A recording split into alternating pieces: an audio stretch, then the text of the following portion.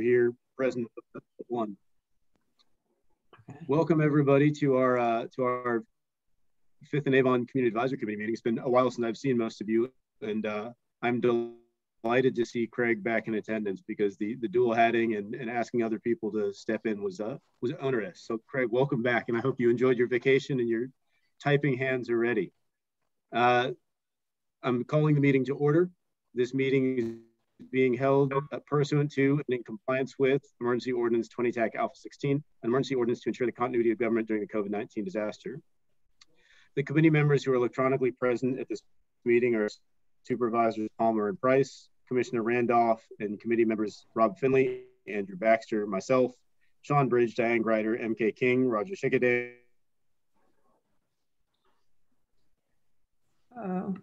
Craig Roller, Karen Davenport, and David Storm. The opportunity in the electronic meeting are posted on the Albemarle County calendar. County staff present this meeting are Carolyn Schaefer, Andy Reitelbach, Rebecca Ragsdale, and Tori Kanopoulos. Am I freezing on you guys, or am I okay?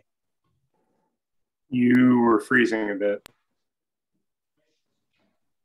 Sorry, I got the internet connection is unstable warning. MK, if it freezes, please just block me out and carry on in my stead.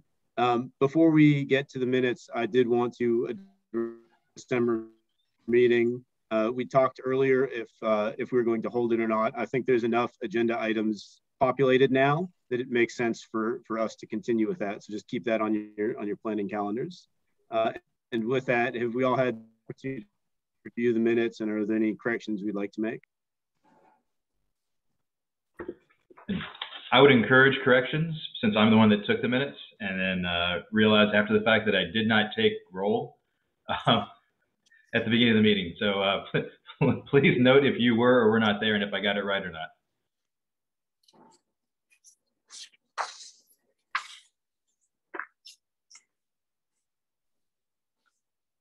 I was there and you got it right. If there's no corrections, would somebody make a motion to pass the minutes as written? So moved. And could we get a second? Second. All right, by show of hands, let me see if we have a quorum on that. All right, the minutes are adopted. Thank you very much. Our first agenda item for the night is an update with Andy and Kelsey. Guys, if you want to go ahead and take it away, the floor is yours. Sure. This is Andy Reitelbach, Senior Planner on the Albemarle County Planning Division staff. So I'm going to do a short intro presentation and then turn it over to Kelsey Schlein, who's representing the applicant tonight.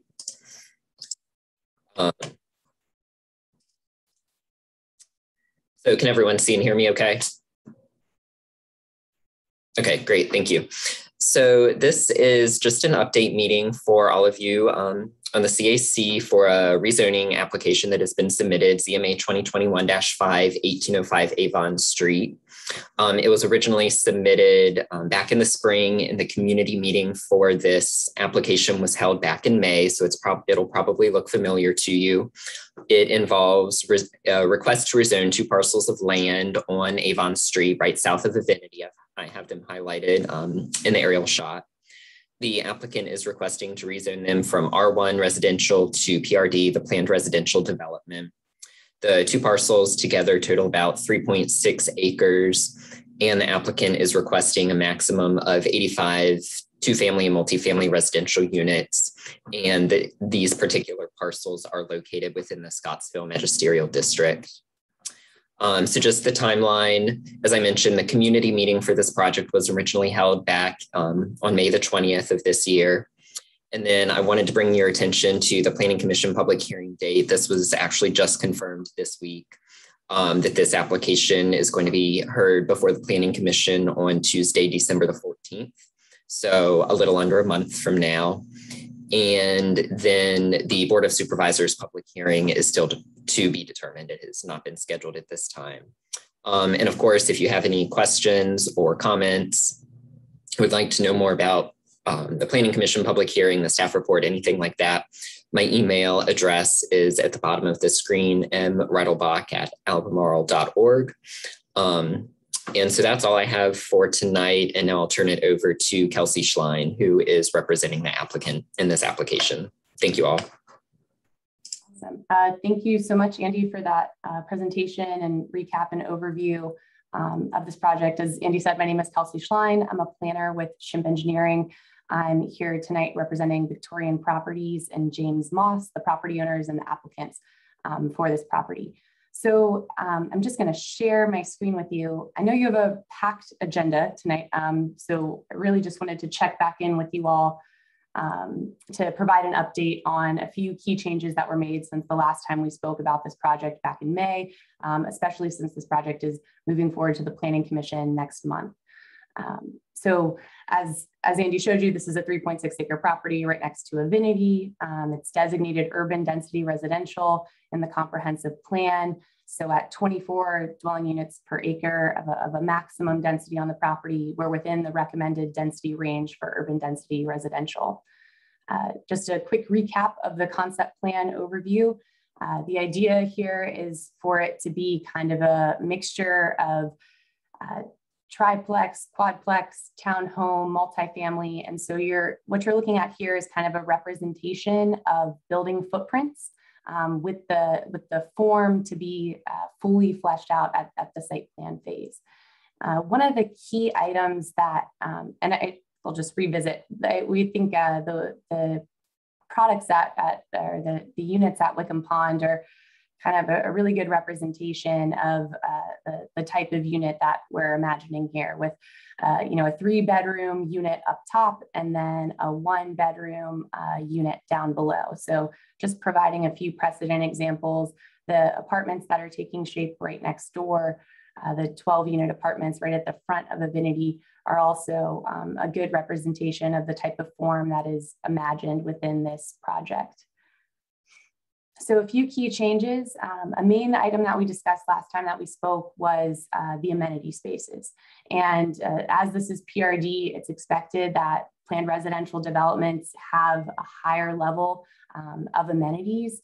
And so we were kind of tasked with thinking through this more, coming back with a more thoughtful program of amenities. So the amenities remain central to the development. We think that's pretty key and core to the overall character of this development, providing, locating it in a central location that provides where residents can access that. And so we've just provided kind of a more program detail in our revised application. We've now gone through, we're with our 3rd resubmittal with the county at this point. And so I've had the opportunity to not only receive feedback from you, but from the county as well. And so with our most current revision, we've just identified kind of how we imagine these central spaces to function.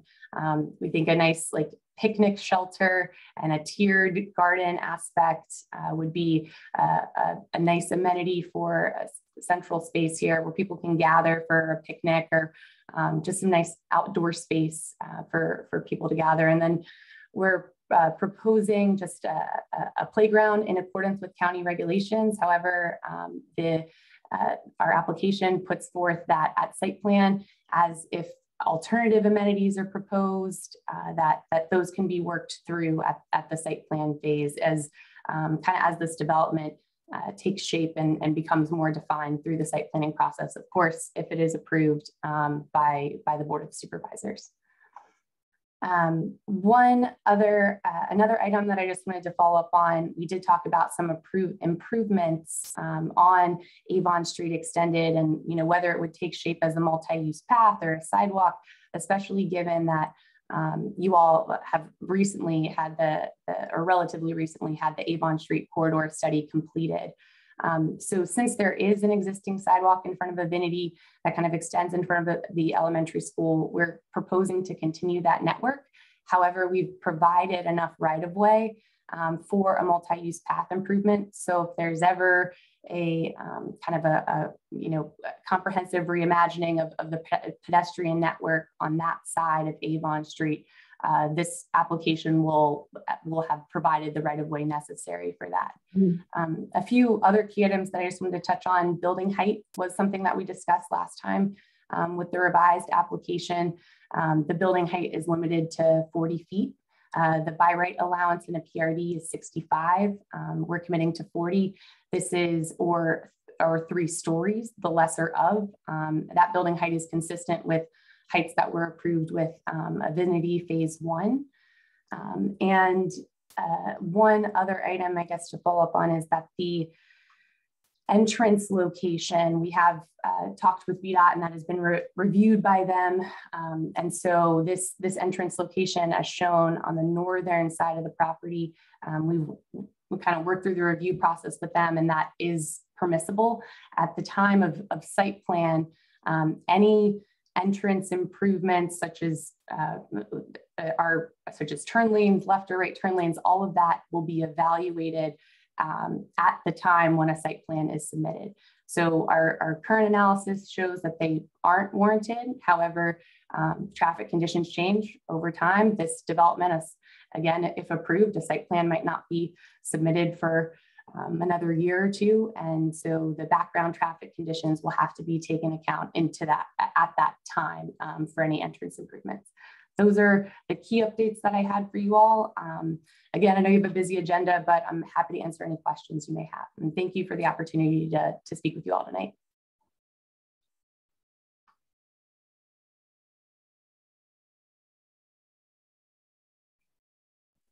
I think I saw Diane's hand first, then David, MK, and Roger in order.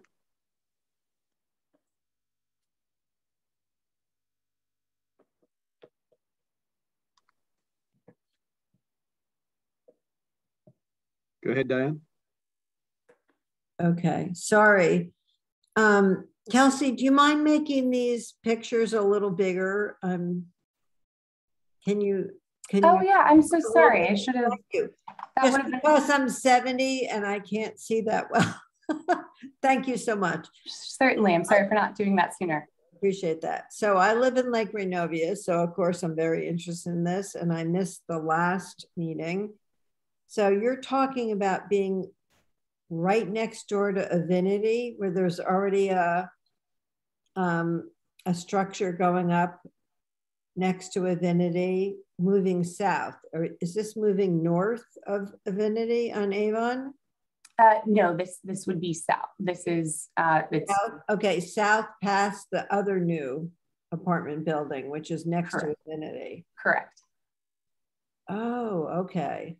Okay. So this is right next to, it's the property, as you're driving by, it's effectively the property frontage between the apartments that you see under construction and then the Southside Church of God. Oh, so the church and the houses that are right there, they'll no longer be there. This would be there. There is the Mosses still own a piece of property right next to the apartments, and then I believe it's Mr. Zimmerman owns a property in front of that, and so those two houses will remain and are not part of this application. Really? Oh, really? So there'll be two houses in between this other whole building. Wow. Okay. Yeah, but the one of the houses is actually the parents of one of the developers, so they're in full support and have helped him with his other projects around town as they've kind of developed their family property over the past few years. Okay, thank you. I just wanted to get clarification about exactly where it was. Thank you. Sure. David? Thank you. Kelsey, I noticed in the resubmitted application, you all are sticking with your traffic study done at the height of the pandemic. Is that correct? Yeah, so we do not have a revised traffic count for just that section that we've completed. And so when I was kind of speaking to the turn, so as far as trip generation numbers, there's I guess a few things that the county is looking at and that VDOT are looking at for transportation improvements. So first they're looking at the trip generation from the development itself. And David, I know you already know this, and so I'm sorry to recap it, but maybe for everyone else who's on the call. So they're looking at the trip generation from the development itself. That is done with the Standard Institute of Transportation Engineers calculation. So that number has not changed. The trips generated specifically from this development, that calculation was not impacted by the transportation patterns that we've seen over the past year. The trip counts that were done to look at turn lane warrants were done in the fall of 2020. And so we all know that traffic patterns were a little different then. And so when I was speaking kind of about, well, whenever we apply for an entrance, we're going to have to take into consideration the transportation on the road at that time to get in to have an entrance approved. Okay, yeah, I still think that those numbers are artificially low and that you really do need to sort of look at a taper lane. I don't think you're necessarily going to need a right in, right out only. I don't know that anything will warrant that. But certainly there's more traffic there, and especially these days with the number of parents driving their children to school in particular because of the pandemic, because of the bus driver shortage. I think your morning trips are really not representative of what we're seeing in traffic. The second thing that concerns me, and I know it's been addressed in conversations with the county, is open space and what a PRD is allowed to count as open space to meet your minimum requirements there. But also just where kids will play. I looked at that sitting garden area of about 3,600 square feet, and it looks like it's terraced. So you've got maybe a quarter up top and 3/4 down below. You get 2,700 square feet. That really only breaks down to a space of about 45 feet by 60 feet. You don't have a lot of room to kick a soccer ball or to throw a football, certainly not enough space to hit a baseball. And I know that the plan talks about being able to use Mountain View's facility. But as we know, that's off limits for kids until 6 o'clock. And certainly, 5 months of the year, 6 o'clock, it's already dark. So I don't know where kids just sort of get to play.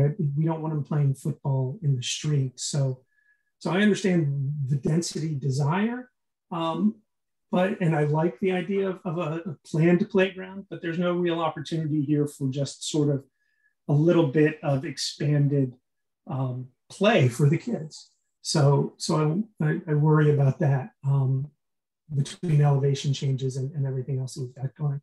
Although it does look like you might have a fairly nice sledding hill should we get snow again. And then the last question, and Andy or Kevin, who's on here, I'll pick on him early.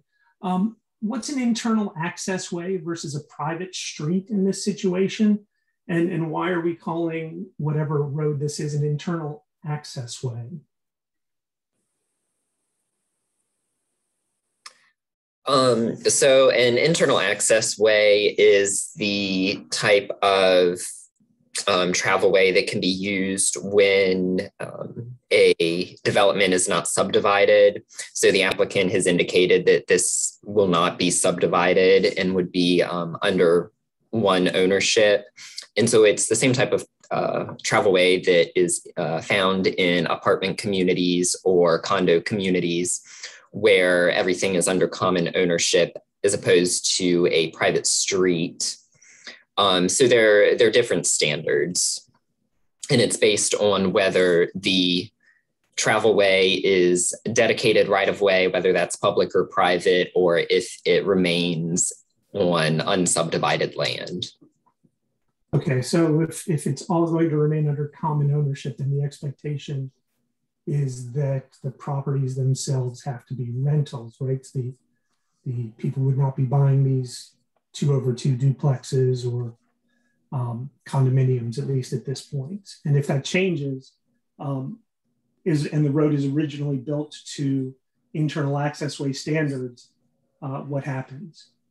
Does it have to be rebuilt to private roadways, private street standards, in which case some of those bump outs and what might be considered green space get taken away?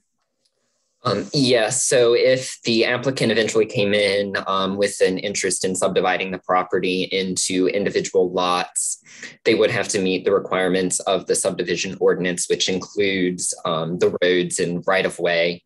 And so they would be required to meet whatever the requirements are of either public or private streets, whichever way they would go. So that would be, they may need to be redesigned to meet those standards if a subdivision plat were submitted for review. Thank you, Andy. I appreciate that. And Kelsey, I didn't give you a chance to comment about the playground space, and I apologize for that if you had something you wanted to add.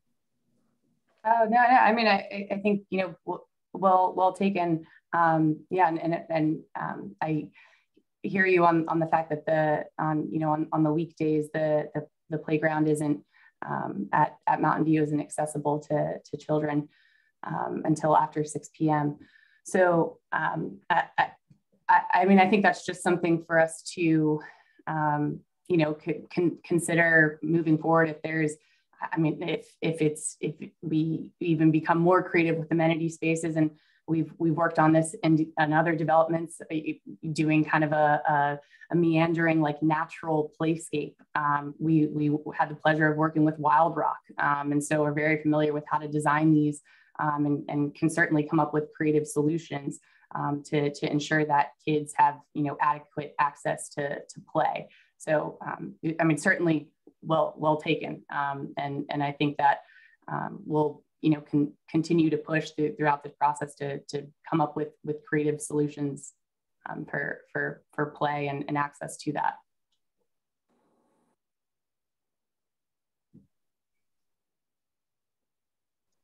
MK, I think you're up next. Thank you.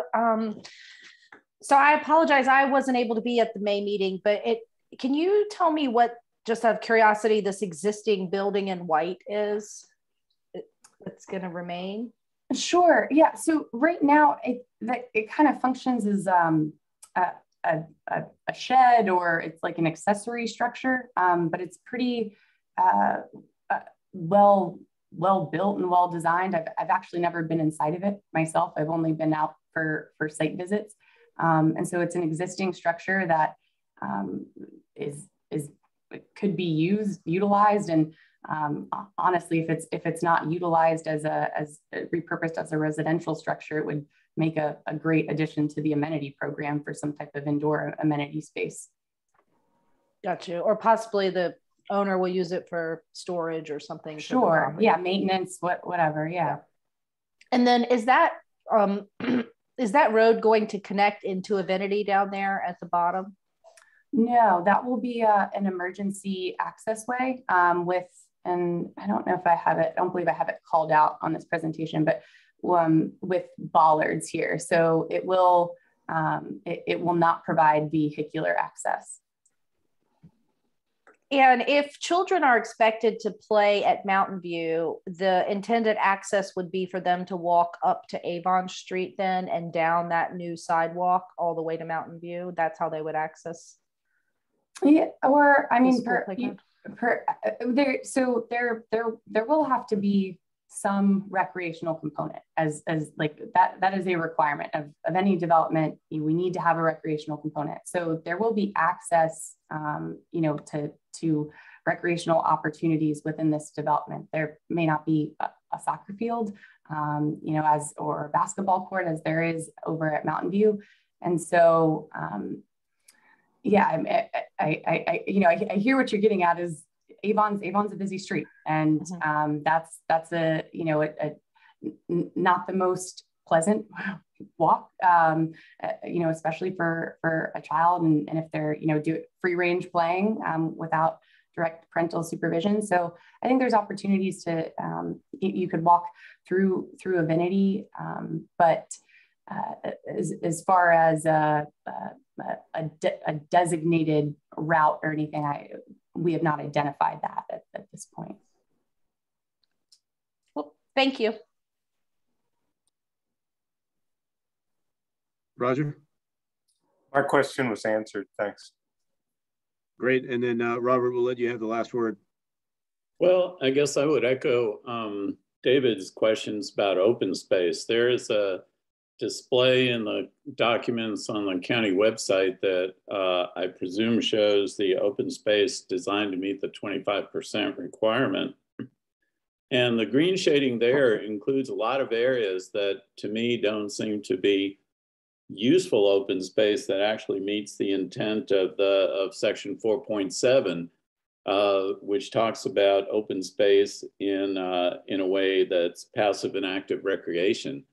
I think the 11,000 square feet or so in these 3 areas here is useful and is more informative than the original submittal that I looked at. But I still think that the Planning Commission needs to take a hard look at the open space use in this development and whether it's adequate as submitted. It seems to me in the, as I said, in the map that purports to show the open space, it includes a lot of things which certainly would not be useful, such as that skinny strip on the northeast side of the entrance roadway to be included in the open space. So that's one concern that I have.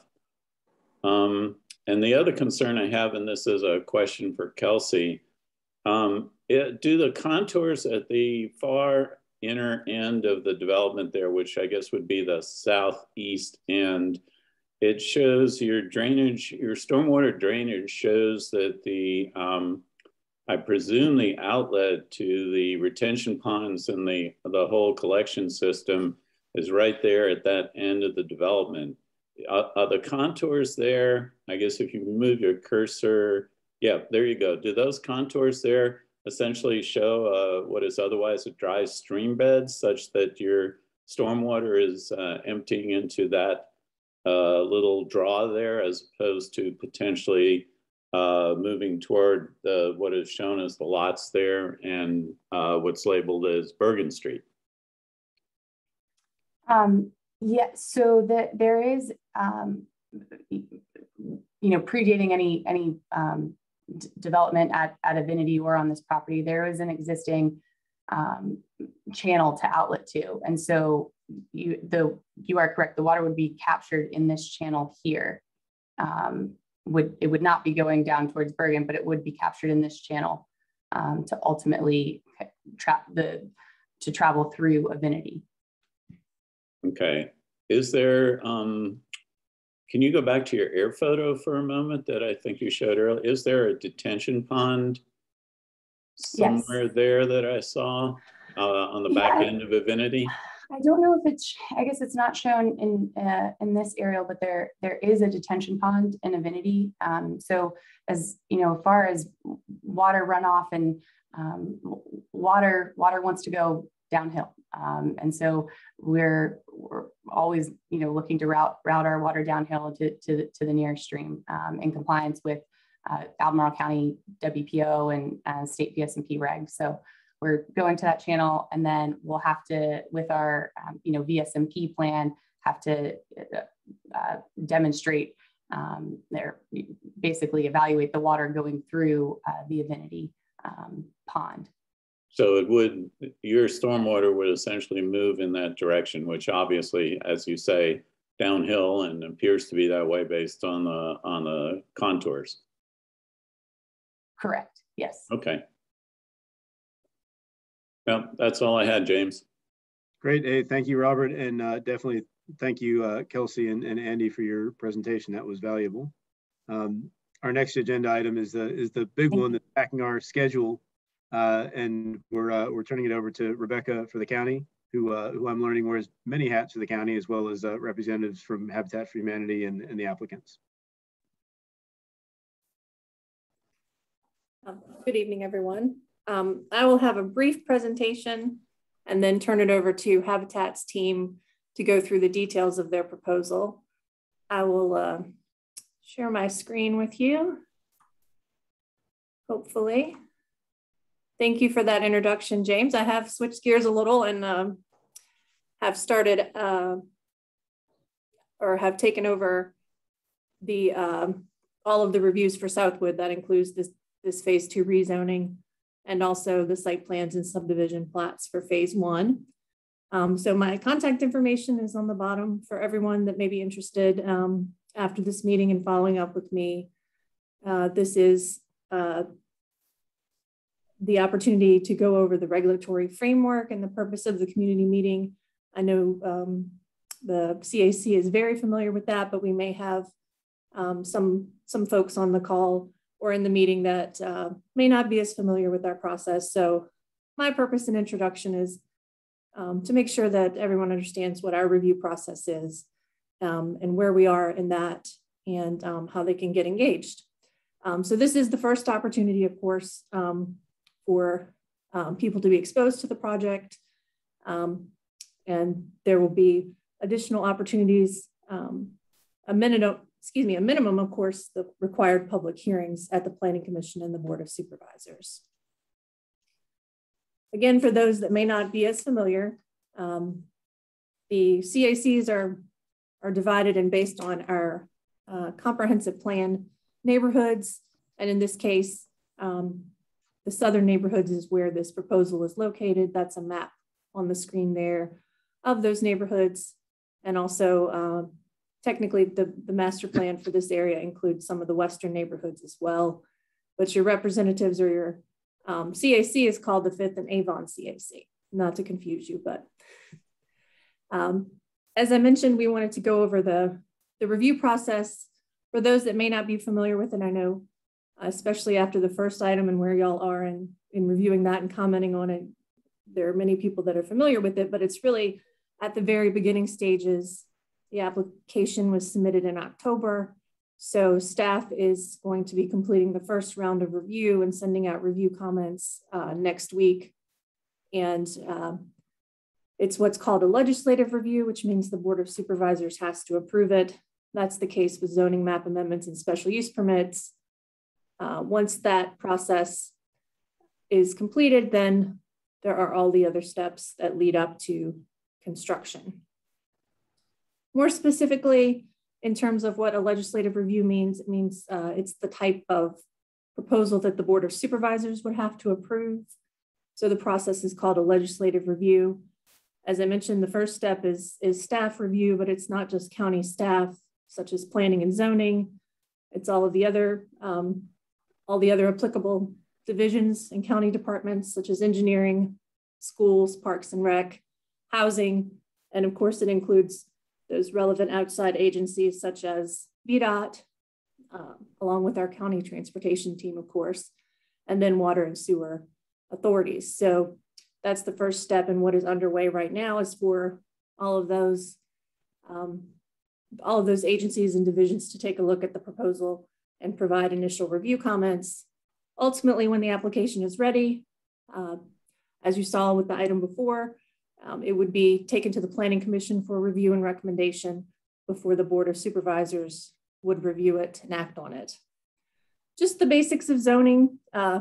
Every property in the county has zoning, and that is what designates what land uses you can do on your property. We have different areas, primarily the county's rural areas, but we also have low density residential, higher density residential, mixed use districts, commercial, and the idea is that these are broken up in a way that protect health, safety, and welfare and natural and historic and rural resources.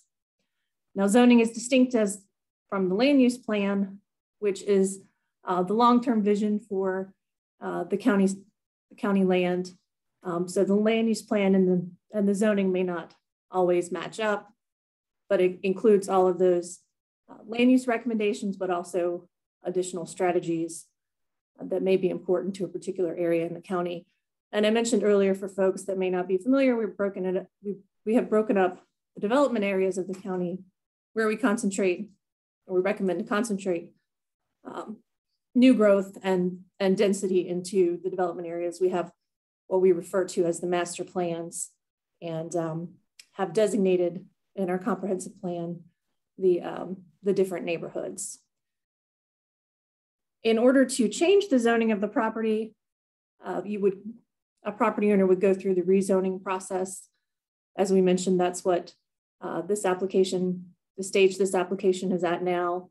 and the application is reviewed for consistency with the land use plan, comprehensive plan, any other relevant policies, along with state and local authority standards, as we mentioned, transportation, VDOT, impacts to those public facilities, and then in some cases, impacts to our entrance corridors with the Architectural Review Board review.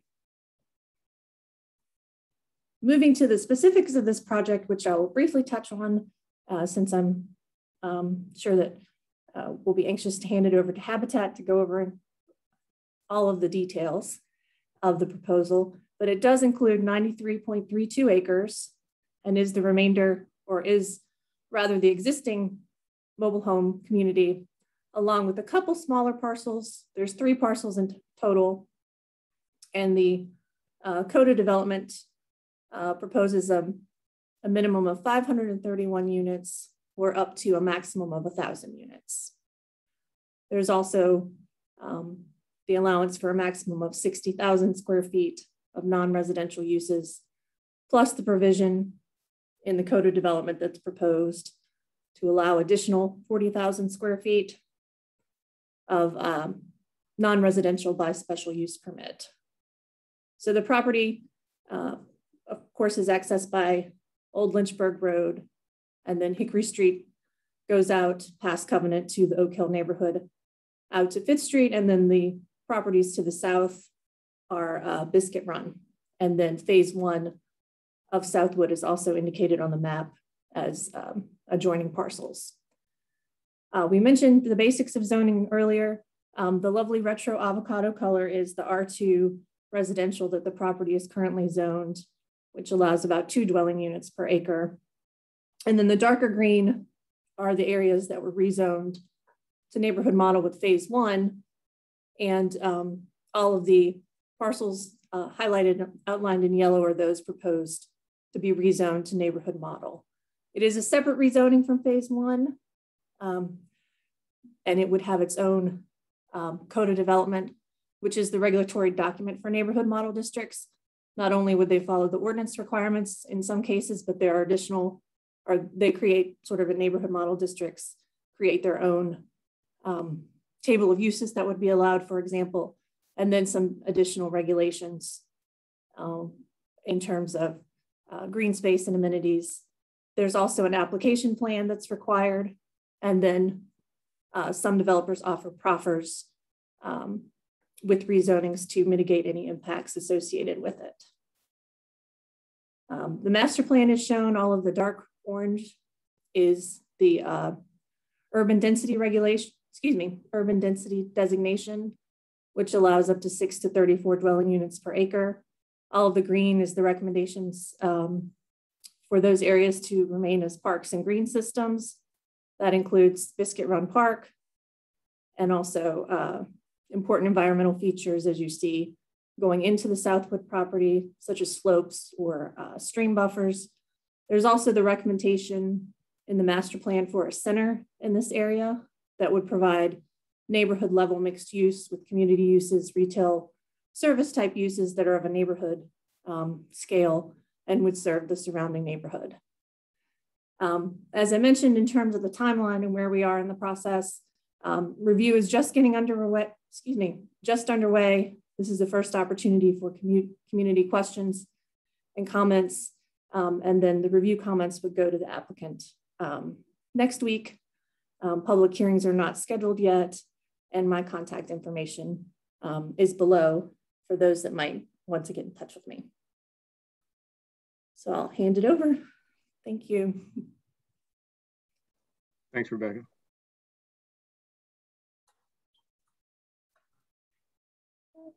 Thank you, Rebecca. Good evening, everyone. I'm Lori Schweller, attorney at Williams Mullen, representing the applicant, Southwood Charlottesville LLC, which is a wholly owned subsidiary of Greater Charlottesville Habitat for Humanity. So thank you to Chair Cathro and county staff for arranging for Habitat to present phase 2 of the Southwood rezoning project to the committee and to Southwood's neighbors. And good evening to Supervisor Price, Supervisor Palmer, and Commissioner Randolph. And thank you all for tuning in to our presentation. For those who don't know the Habitat team, I'd like to introduce first Dan Rosenzweig, President and CEO, Andrew Viniski, Chief Construction Officer. I hope you can see them on your screen. Caitlin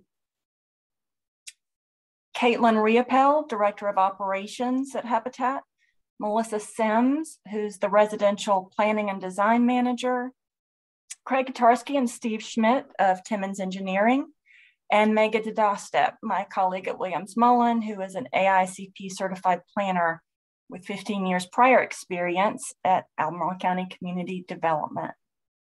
So I'd like to introduce the project using Melissa's slides, which are on your screen now, and then turn it over to Dan to give you a brief background on phase 1 as context.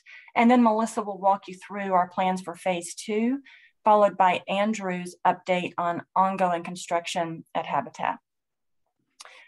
As Rebecca mentioned, Habitat submitted to community development an application to amend ZMA 2018-3.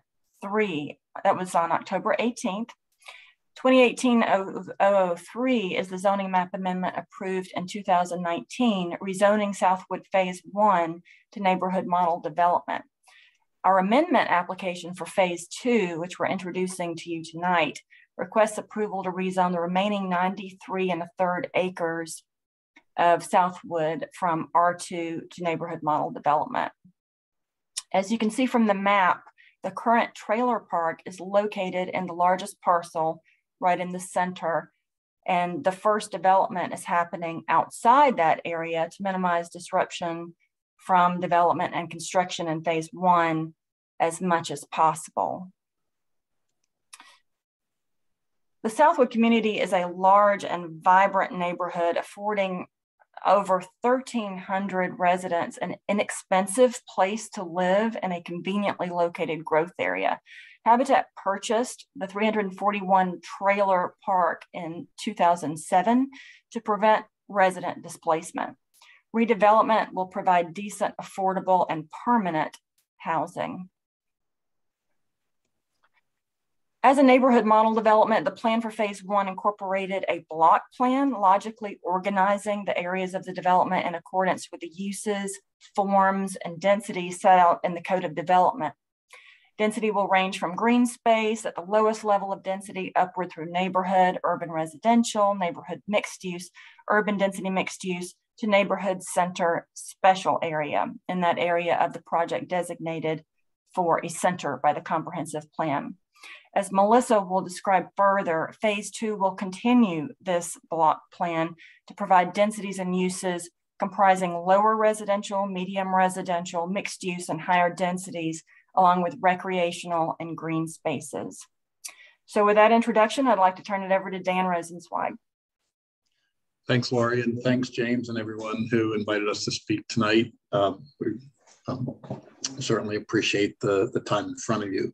So as Lori mentioned, the first phase, the phase that's under construction right now, is governed and regulated by a block plan. So rather than, that was very intentional, rather than being very directive about everything that happens as the project develops, the core fundamental principle of our planning at Southwood is never about us without us. We work as partners with residents of Southwood, not trying to get buy-in, but to elevate them to be the engineers and architects of their future. As such, they created a form-based code that regulated the basic formal characteristics of particular blocks in sync with the land itself, with the contours of the land and with the general pattern of development for the neighborhood.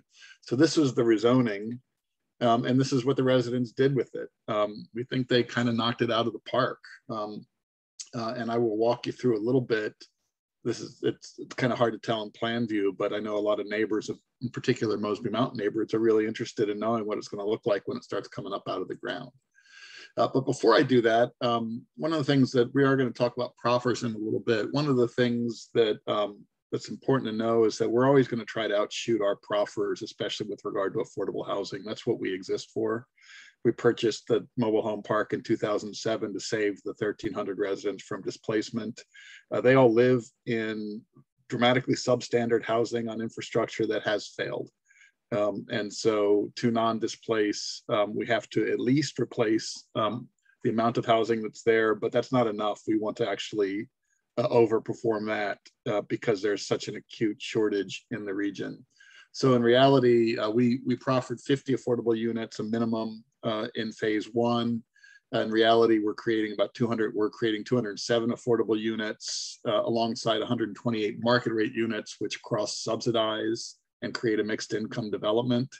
So 62% of the units in phase one are affordable.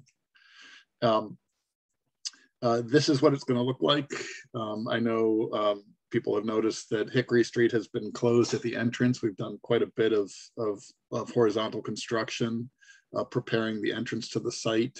But as Rebecca mentioned, this is designated in the comp plan and then designed as a neighborhood special area. I mean, sorry, not a neighbor, as basically a neighborhood center. And so as you drive in, the first buildings that you'll see are buildings being built by the Piedmont Housing Alliance, who are doing low-income housing tax credit. So these are subsidized rentals available to people between 30 and 80% of area median income. When you walk into the neighborhood, you'll notice that the first floor are all 12 foot, so that at times they could be community centers, they can be little businesses or shops, or they can be residential. But one of the things that the residents really wanted was a welcoming and inviting space once you move into the neighborhood. And so this 6,500 square foot community plaza will be one of the first things that you encounter. As you turn the corner, one of the things that was critical for residents was that we developed greenfields first so that we could build, move folks out of their trailers into the new space, demolish trailers and build there, because resident displacement, even temporary, is really hard. Statistics show that folks don't come back and that that the outcomes aren't particularly good. So what you're seeing is what the residents named as Horizon Drive, and that's a new road that bypasses the existing mobile home park. And what the folks really wanted was a real nice walk from the deeper internal residential section, village sections of the neighborhood to the commercial center. And so we're partnering with Atlantic builders who designed a new product. These are from the back because the contours drop down. They're 3 bedrooms tuck under garages in the back, but they'll present as 2-floor townhomes at a real human scale along that walkscape. And then the residents really wanted to work on Village 1. That's really where they wanted to live as they walk the site. So that's an area a little bit deeper into the neighborhood, back in an area that used to be part of Biscuit Run Park. And again, you'll notice they were governed by the first 32 families that came forward were working within the regulations established by the rezoning, that is the block plan. And this is what they created. When you first get into the first village, the one thing the residents wanted was it to open up a little bit, to advertise that village as fundamentally different than what came before it, a little less dense, a little bit more open, a little bit more with the feeling of a village. So the very first thing you'll encounter are homes built along a shared green. They really wanted to make sure that every block had a mixture of habitat homes and market rate homes, so you can't tell the difference between the two. So what you see are actual renderings of Southern Development Homes who are going to be building single family homes in Village 1 next to habitat homes. One of the things that was piloted, or it's being piloted as part of that rezoning, is the notion of a flex unit. There's a lot that goes on currently in trailers that, although cramped and unhealthy physically, sociologically, financially, makes sense. So you have a number of families doubling up and tripling up in trailers. You have multiple generations of families in homes. You have people running businesses out of their mobile homes. And so one of the things that we're piloting, and I'm pleased to say we just got a grant from Virginia Housing, are flex units. So this is an idea that behind your home, families will be able to purchase also a flex unit that can be a mother-in-law suite, or they could run a business out of there, or it can change over time during the life cycle of the home. One of the things that was really, really critical for residents was to keep that spirit of meaningful outdoor space. People gather outside at Southwood quite a bit. recognizing that this is going to be a neighborhood they wanted to be able to accommodate new folks coming in. They wanted really great outdoor spaces where people from all walks of life can get together. So you'll notice in all of the site plans that the residents developed, they're laced with interconnected parks, which actually serve different functions. Everything from a very passive use, senior-oriented park that is connected to sort of the center of Village One, which is Five Pillars Park, named after Tony Bennett's programs, principles. And if you've walked back through there, you'll notice that we've gotten a grant from the United States Soccer Federation and actually have already built the first amenity, which is a little fenced-in soccer field, a multi-purpose and soccer field for the kids that will be surrounded by homes where the kitchens are on the back of the home, so families can cook dinner and watch their kids play together in the shared backyard. That's Five Pillars Park. Throughout, we are preserving green space as a central amenity, and there will be a multi-use trail that loops throughout the entire community such that no home is more than about than a couple hundred feet at max from that trail. And as again, as Lori said, we were encouraged by county staff to see this not as a separate rezoning, but as an extension of the original rezoning. Basically, the block plan worked.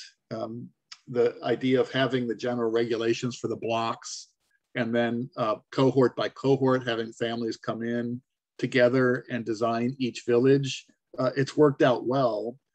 And it's created really nice plans. And so phase two, what's part of the rezoning application right now is essentially establishing the patterns that were developed in phase one and moving them across the site. So the darker colors are more intense, really centering on this commercial or this neighborhood commercial center. And as you feather out from there toward Biscuit Run and towards the Oak Hill neighborhood, it gets progressively less intense, from sort of missing middle housing through neighborhood residential to very low density or edge conditions that are primarily singles that will back up to the park and to the adjacent neighborhoods. With that, I will actually turn it over to Melissa to talk specifically about the code of development for phase two. Thank you, Dan. So I think Rebecca actually covered this first slide, so we can skip that. And I think she covered this one too. But one thing that I did, well, if you go back, one thing I did want to point out is that the master plan envisions Southwood as a redeveloped mixed income, mixed use community with a mixture of housing types for different income levels. And it also expects a retail and service area at Southwood. So that's just something that the master plan has said it hopes for this area. Alrighty.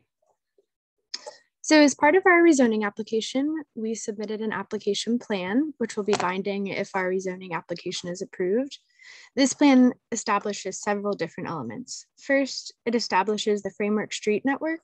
So as Dan mentioned, Hickory Street is the existing main street at Southwood, and it will be one of the framework streets in phase two. Another framework street is established, which provides a critical connection between phase one and phase two. And we will have several other internal framework streets in phase two, but the exact locations of these streets haven't been identified yet. However, their origins along Hickory Street are shown with the black arrows.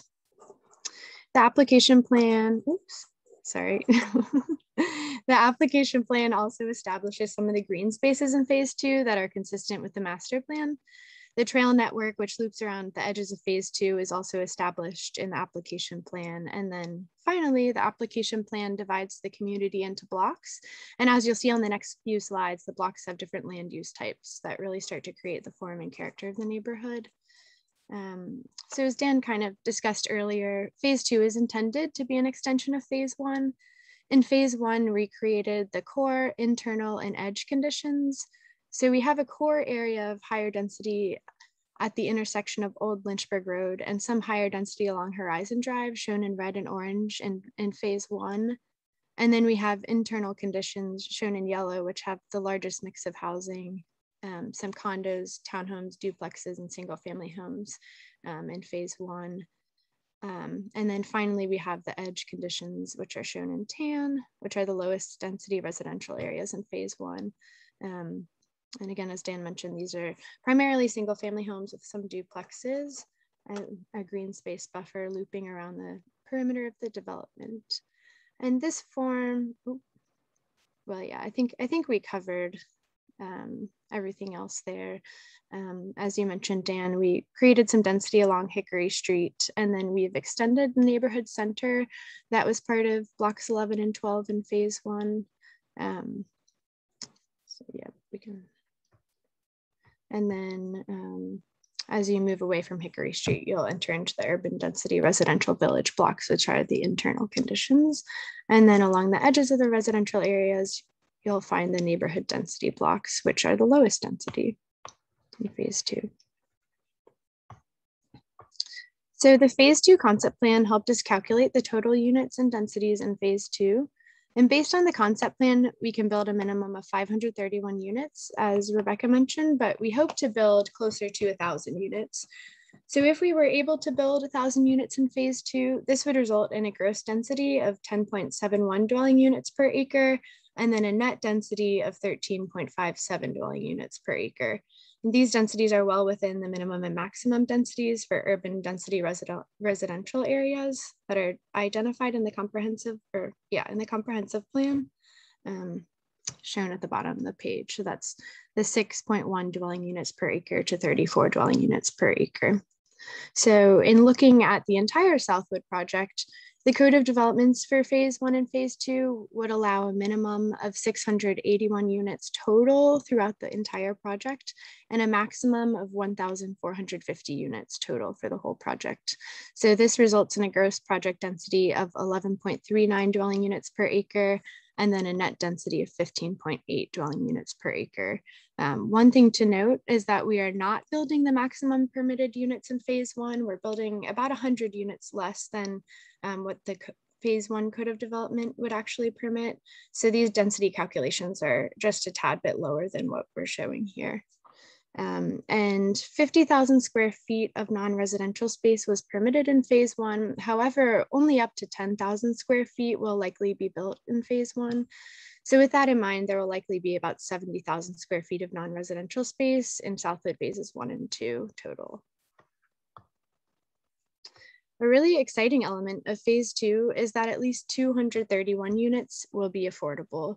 And this is enough affordable homes to rehouse the remainder of current qualifying Southwood residents. We do anticipate far more affordable units though through additional habitat homes and LIHTC apartments. In summary, at least 23% of the homes in phase 2 will be affordable. And moving on to green space. So the green space is a very important part of the Southwood community, as Dan mentioned when he was discussing phase 1 and village 1. Southwood residents really value spending time outside and want to make sure their children have a place to play and a safe place to play. So in a series of community meetings earlier this year, we heard that residents prefer several parks scattered throughout the community rather than just one large central park in the center of the community. So through our proposed green space plan, we've tried to make sure that all Southwood residents will have at least a small pocket park just a few steps down the street. There will be about 3 acres of amenity spaces in phase 2, and then another 20 acres of passive green space in phase 2. And these 20 acres are made up of steep slopes and stream buffers and other forested areas, and the trail is also located in this green space. In addition to these amenity and green spaces, there are several pedestrian connections to the trail throughout the community. And these connections will join the internal sidewalk network to the trail network. And just in summary, a minimum of about 23 acres of green and amenity space will be found throughout Southwood. This is about 25% of the total acreage. So this is just the consolidated version of the plan you just saw in the last slide. It shows conceptual locations of each of the the amenity spaces in phase 2. So these are just conceptual locations. They could move around during the site planning process, but the green space requirements in the Code of Development were created to ensure that each block shown on the plan has specific amenity and green spaces so that these spaces are dispersed evenly throughout the whole community, consistent with what the residents prefer. So all of this culminates with the illustrative plan shown here, which is guided by the blocks and the proposed green space plan and several other elements of our application. This is just a conceptual study to make sure we could fit the number of homes we hope to create in phase 2. And since Southwood residents will be very involved in the planning process, they may end up creating site plans that look different from this conceptual plan. There's some elements that could remain the same, but other elements that the residents get to design will be different. And Dan will explain this process a bit further. Yeah, that's a critical element. That's why Southwood will work long term, is because the residents are the architects and the engineers of it. Having said that, we have messaged it, and people have been clear all along that every time you build one village or there's something on the ground, it does create some constraints for the next one as well. And so by doing this this density study or this yield study, we got a professional planning team out there to sort of show what the land is kind of telling us. What it means is that there are certain things that will be fixed elements. So for example, this is what you see here where my cursor is the second phase of the neighborhood commercial center. We are right now negotiating with the Piedmont Housing Alliance and a number of other partners, including the Boys and Girls Club and MACA, and then a whole alliance of folks who want to work on business incubation. And so this area here likely will be, assuming the PHA is able to get competitive low-income housing tax credits, an extension of the apartments that you saw right off Old Lynchburg Road, but with more commercial activity. And again, we're hopeful that the Boys and Girls Club will locate a 10,000 square foot facility in this building. MACA will locate an early childhood education center in that building. And we're working to try to attract a core tenant, shared commercial kitchen, because there are a number of folks who prepare food for food trucks, et cetera, out of their mobile homes now. And we're trying to facilitate a business incubator. Additionally, we're trying to attract a credit union to open a small branch there, and a number of things that will help the businesses that operate currently out of Southwood, but in an unsustainable way, achieve sustainability and a little bit of vibrancy and life in downtown Southwood. So what does that mean? Well, it means that some of those fixed elements, when the residents come together to plan their neighborhood, some of those fixed elements will already kind of be on the game board, but then we'll say, here's your section, and we'll scale it to the number of families that are ready. We also have to make sure that in every single one of these pocket neighborhoods, there's enough affordable housing in the right mixture of typologies, from townhomes to condos to single families, so that as we build our way through the process, we know that there's not only enough rehousing that suits the needs of each of the Southwood families, but there's more as well. And so when the next group of families come in to design Village 3, we'll tell them, look, here are what the constraints are, but here's the amount of open space per code you need in your neighborhood. These are the number of townhomes, these are the number of condos, these are the number of market rate units. But then other than that, they design it. And then once Village 3 is designed, again, that starts to set some of the constraints for the next village. This will be Village 4, Village 5. We're very, very eager to move through this process fast, because as we have started to develop on greenfields, we've seen the result of 60 years of environmental injustice. All of the mobile homes on this side of the park, on the south side of Hickory, almost all of them are on septic tanks, and that's failing or has failed. And so we have been remediating the site as we've moved through. We've actually had to move some mobile homes that were in septic earlier than anticipated. We've moved them across the park, or we're moving them across the park to where there is a public sewer. but these first 3 villages in phase 2, they are on failed septic. And so we're very eager to move through fast. So this will be the first next village, then this one and this one.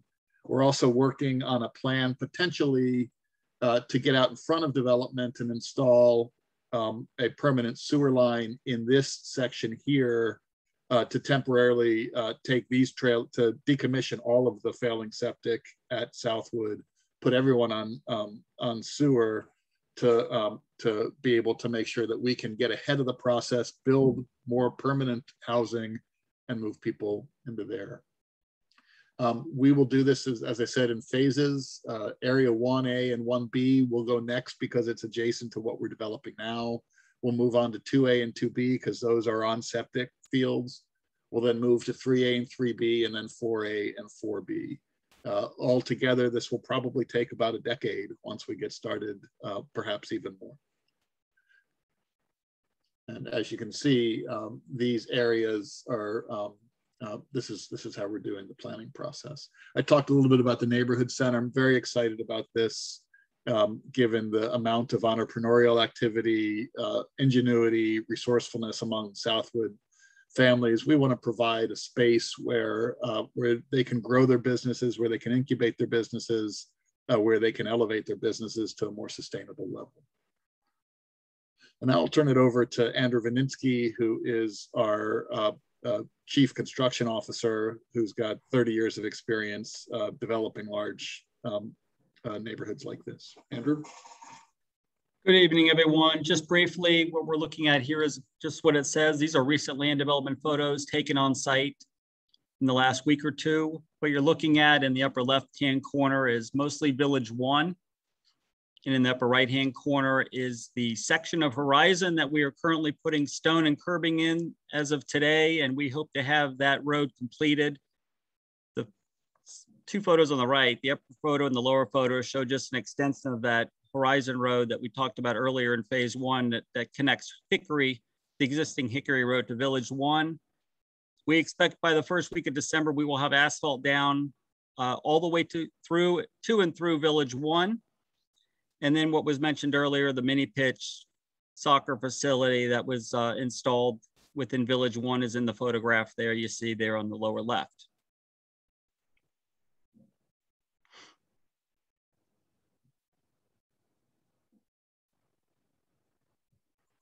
Now I'll turn it back over to Lori. Lori, I don't know if you had anything else to add, or James, whether this is the time to open up for questions.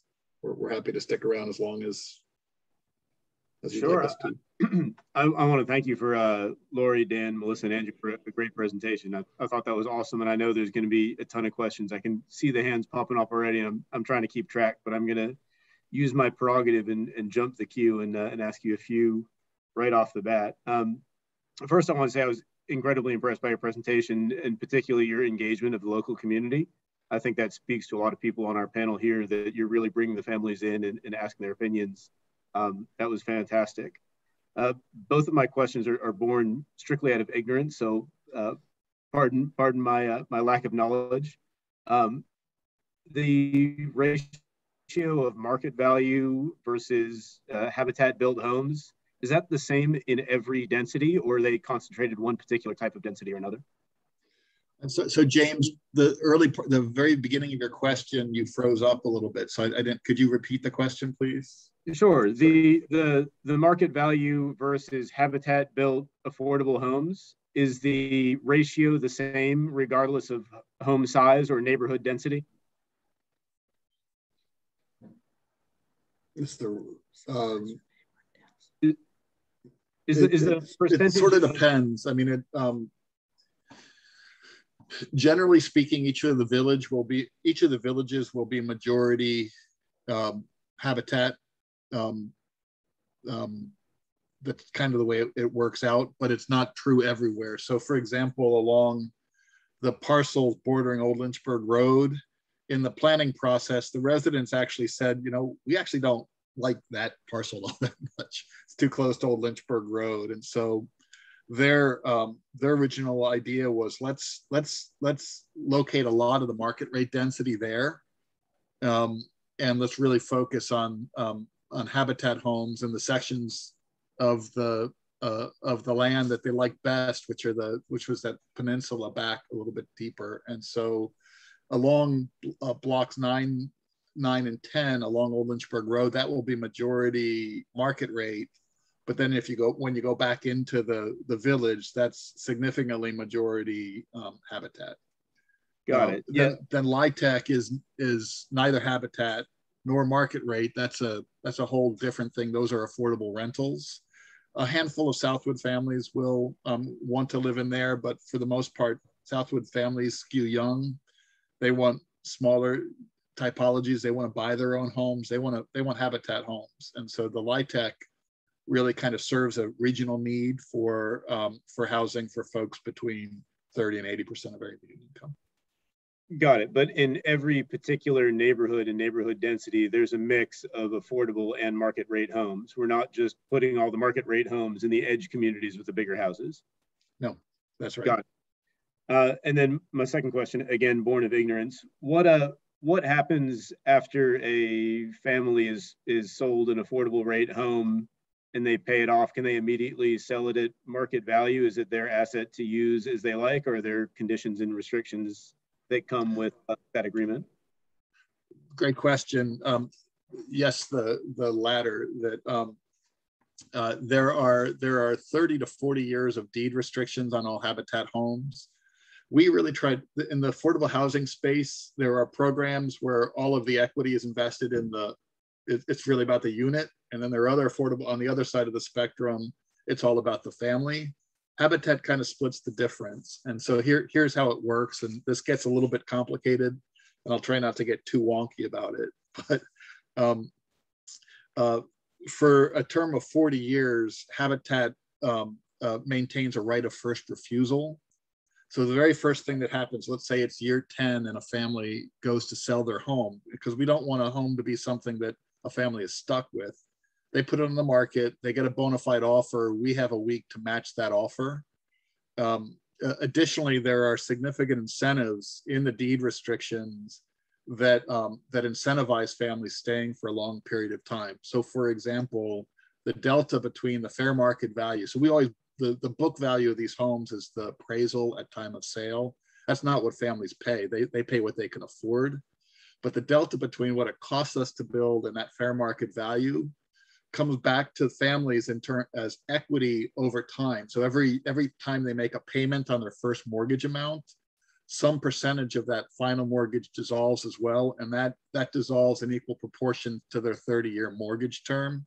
So every time they make a payment, not only do they get that equity, but they earn equity from that final forgivable mortgage burning off. It's a huge, huge incentive to stay in the home. Basically, bottom line is we've sold about 300 homes in the area, and all but a handful are either still in the hands of the family who own it, or we've exercised our right of first refusal and sold it back, or heirs have inherited the home. So they earn equity, but there are some guardrails so that these houses can't just flip. Yeah, that's a really reassuring answer. Thank you. That's exactly what I was looking for. And Sean, I saw your hand next. Thanks. I was hoping one of the more seasoned members here would jump in first, but okay, I'll give it a shot. So first, I want to thank you guys for the presentation, both the update as well as the overview. I'm going to ask a lot of questions and try to keep it brief. I'm going to be critical of some things, but I don't want any of that to indicate that I'm not very, very happy with what you all have done. I had some issues with phase 1. I still do. I think the buffer along Lynchburg Road, specifically, Dan, the area you said the residents don't want to live in, we brought that issue up with the lack of buffer, the height of that building that's going there, and the residents have echoed that. But with that said, I think the attempts to keep the character and the personality of Southwood and to provide a better environment for those folks with keeping with the community feel they have, I think the things you guys are doing and talking about is fantastic. With that said, as we move from phase 1 to phase 2 and look at 1,000 units, I have a lot of concerns, and I'll try to keep this brief. And I'm going to ask a question too that somebody can look up while I'm asking questions. does anybody have an idea or can tell me roughly how many units are approved in Old Trail and roughly how many acres is Old Trail? And why somebody smarter than I can figure that out, I'll start with my questions. With bringing the potential for, actually, let me back up, sorry. My recollection is that existing Southwood residents were given an opportunity to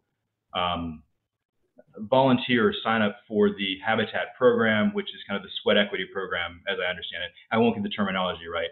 Am I roughly correct in that idea that X amount of members of Southwood needed to kind of sign up for the program in order for the Habitat program to be viable? No, no, we've got every single person in Southwood has an option on if they want to purchase a home, but we can't force anybody to purchase a home. That's why we're offering rental options, deeply affordable rentals, LIHTC. We're building some rentals, and then we're offering about 11 different levels of home ownership as well. So when I think of the traditional Habitat program, and again, I don't know the program well, I think of the X hours of sweat equity, which goes toward your ability to purchase a home. Is that program in existence with this development? It is. Okay. About how many of the existing 331, I guess, trailer sites or pads have signed up for that program where they're putting sweat equity for the purchase of a new unit? Well, Village 1 is sold out. So we're building 49 Habitat units in Village 1. We have 40 families in the home buyers program right now, and a number of families that wanted to rent. So there are about 14 families that want to rent. So altogether, we have about 54 families for the first 49 homes. Of those, 40 will be home buyers.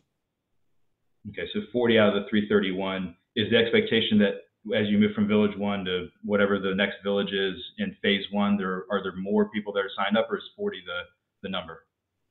Well, we can't sign people up now for homes that will be built 6 years from now. That's too long for someone to be through the program. So we opened up the application and asked people to come forward, and the first 40 came forward. But yeah, the expectation is that every year every 6 months on a rolling basis, we'll open up the applications again and work with families to become home buyers again. Again, you don't want to get so far ahead of it so that a family has to work their way through the program for many, many years. You want that process to be about 1.5 years or so. Sure. Is Village 1 the only phase 1 area where Habitat residents can I'll call it sweat equity for lack of a better term, purchase, or are there additional purchase opportunities for Southwood? Yeah, Village 2 immediately adjacent to that will have another 25 Habitat homes, and then Block 10 will have another 16. So there'll be another 41 Habitat units in.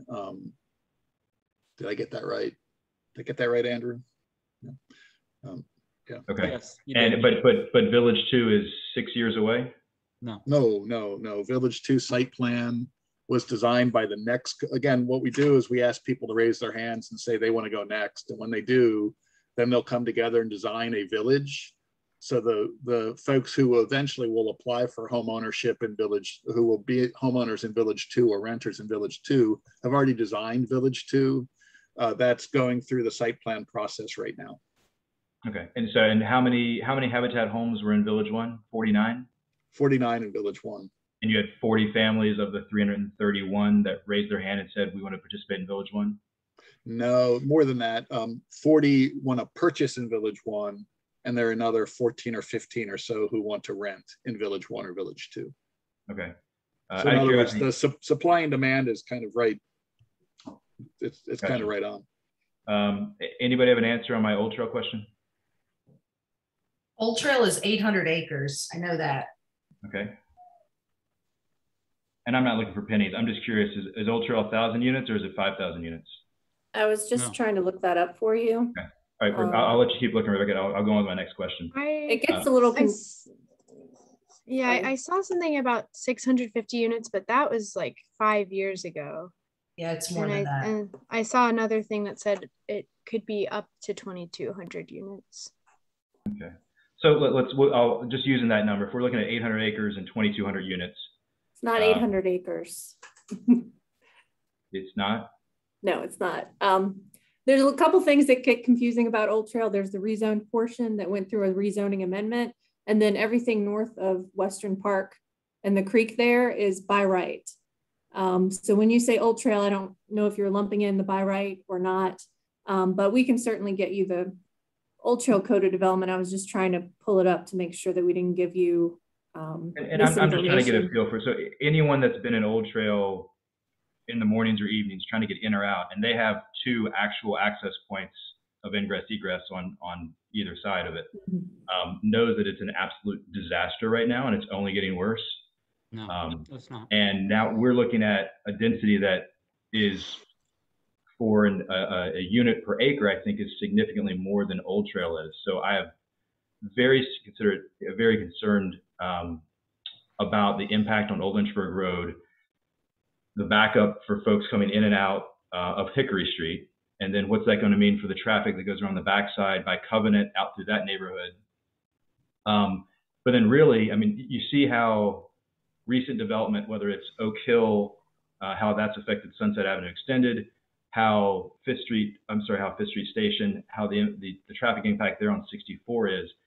If we're talking about 1,000 units over the next 10 years, in addition to the 335 that are being built right now, we're talking about 1,300 units. That impacts not Hickory Street, not Sunset Avenue, not Old Lynchburg. That impacts all the way back to Fifth Street Station, all the way back to city limits. And you're talking about a massive need for improvements to the 64 interchange, probably on the order of what they're doing at the 250 side right now. So I'm curious, what sort of proffers and additions and enhancements to the road system are we talking about?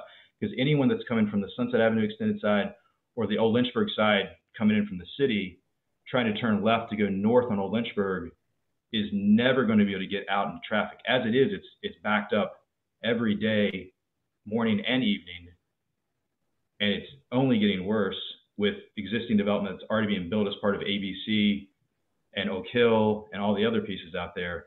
When we talk about adding 1,000 trips, probably more than that, coming from the Hickory Street side going north in the mornings and coming south in the evenings, that traffic's going to back up tremendously on the west side of Old Lynchburg Road.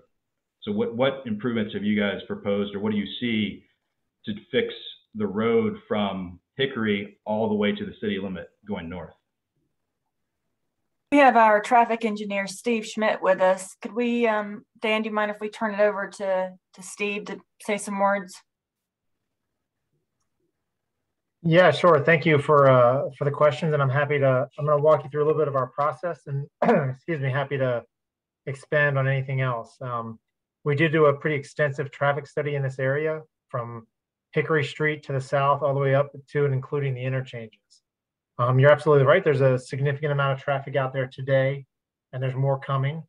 There was a recent study done by VDOT to look at the whole corridor to kind of identify improvements that are coming.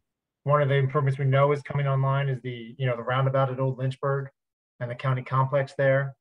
That's a funded improvement that will be in place in the coming years. I was jotting down some of your questions, so I'm going to try and hit as many as I can. First off, at Hickory Street, there won't be a problem with traffic leaving to get back onto Old Lynchburg. We think the analysis shows that's going to operate at a level of service C, with a delay of around 15 to 16 seconds per vehicle. The traffic will be able to get out morning and night out of there, and will be able to get back in. As you travel north along the corridor or back towards the city limits, the intersections, some operate well, some have some issues. I will say that our traffic study was based on entirely market rate units. Without knowing the exact percentage of what's going to be affordable versus market, we said, let's be conservative. And so our traffic study is based on a normal rate, market rate rather, sorry. And we also looked at, when you look at the commercial space, we looked at that as solely retail, like your general strip center retail kind of thing, which again, is probably a higher generator than what we're going to see developed at Southwood. So we try to be as conservative as we can in building these things. Our traffic study was submitted to the county and to VDOT. They are reviewing it now, and we expect comments on that shortly. Yeah, are there other specific questions I can answer, specific intersections or? But it's sure in general, from Hickory to Fifth Street Station, what improvements are being proposed as part of the traffic study? And actually, the second question, is the traffic study methodology the same that was used when they did the traffic study for Fifth Street Station? Because that's clearly botched. That's way under expected or under projected what the traffic actually is there. Sure. I can't speak to the traffic study for Fifth Street Station. I didn't do it. I would assume it would follow standard procedures, but I can't comment on that.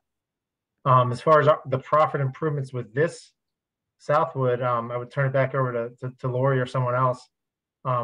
We identified that we don't need any improvements at our intersection or at our entrance. Beyond that, as we move off site, I'm not sure.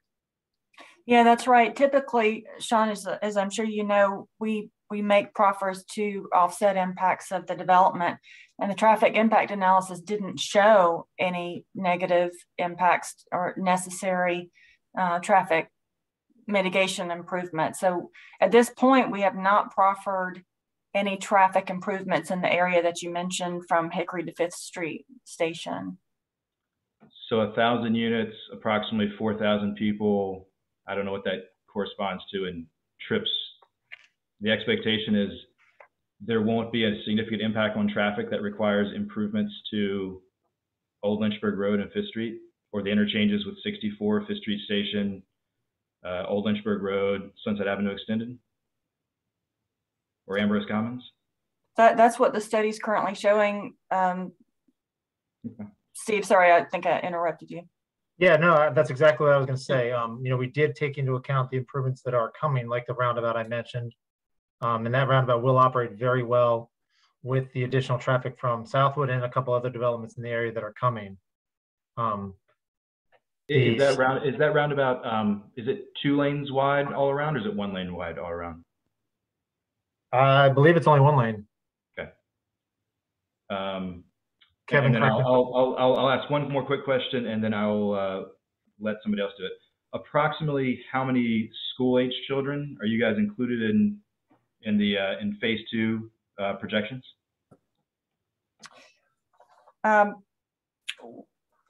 I'll take that one. It's kind of a complicated question. We've been in conversation with Maya Kumazawa at the schools, talking about long-range planning for this area. And as I'm sure you all know, the school board has approved and funded additional capacity for Mountain View, but that's for the students that we already know about in phase 1. And so what the schools are doing now is doing a new master plan analysis, and we'll have more recommendations coming up. Those capacity solutions could include a new school, redistricting, grade level reconfigurations. So we'll wait to see what that study reveals. To answer your question, there is an analysis, a yield analysis that the schools have from their consultant for various school areas and housing types. And those multipliers for the various neighborhoods and the various housing types range from 0.04 as a multiplier to 0.47 as a multiplier. So with a mixed housing development like this, with different housing types, it's very difficult to estimate the number of students. If you have 1,000 units, for example, in phase 2, that could yield from 40 to 470 students, given the wide range of multipliers.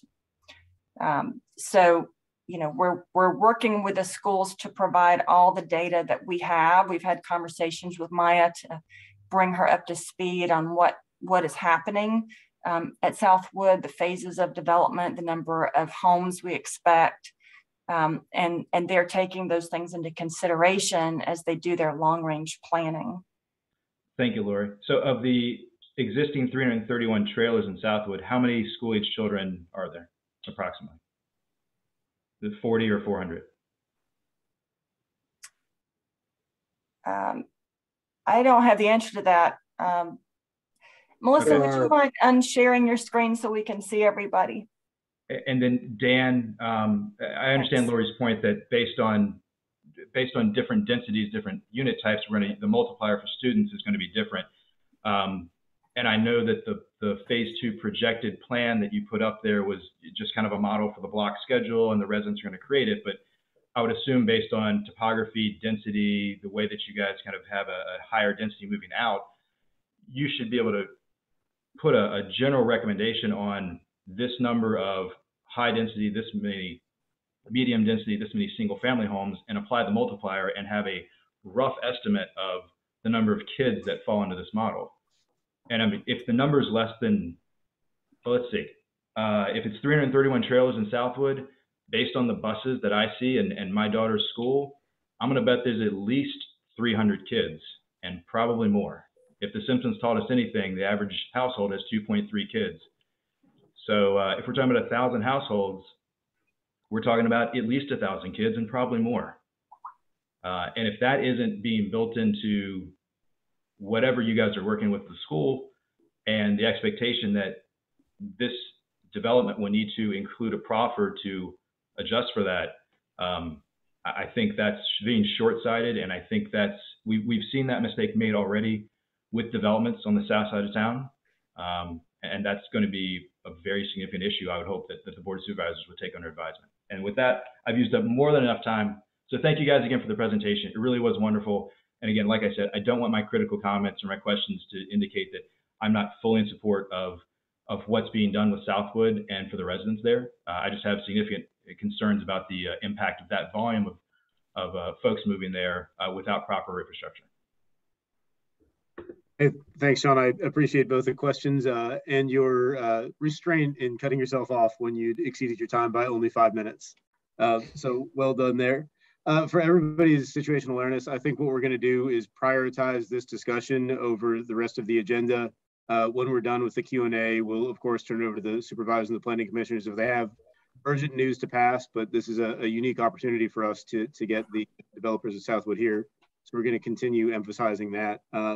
The next hands I've seen in order, Robert, and then Pam Riley and David. So with that, Robert, the floor is yours. Yeah, my question relates to connection to Biscuit Run Park.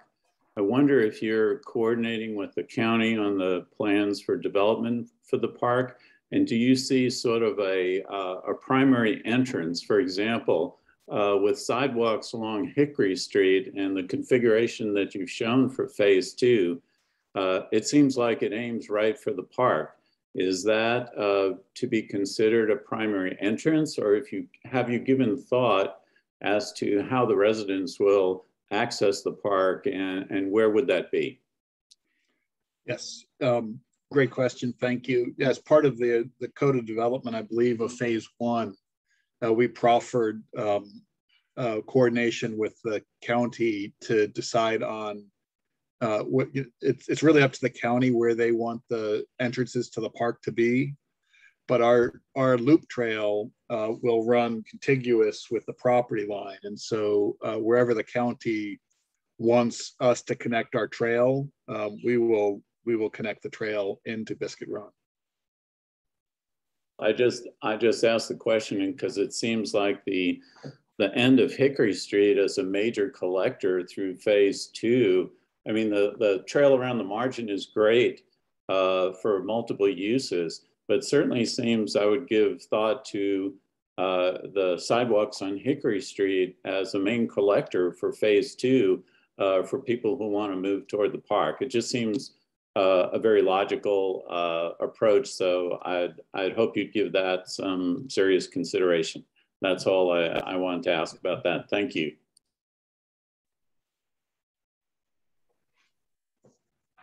Great, thank you, Robert. Pam?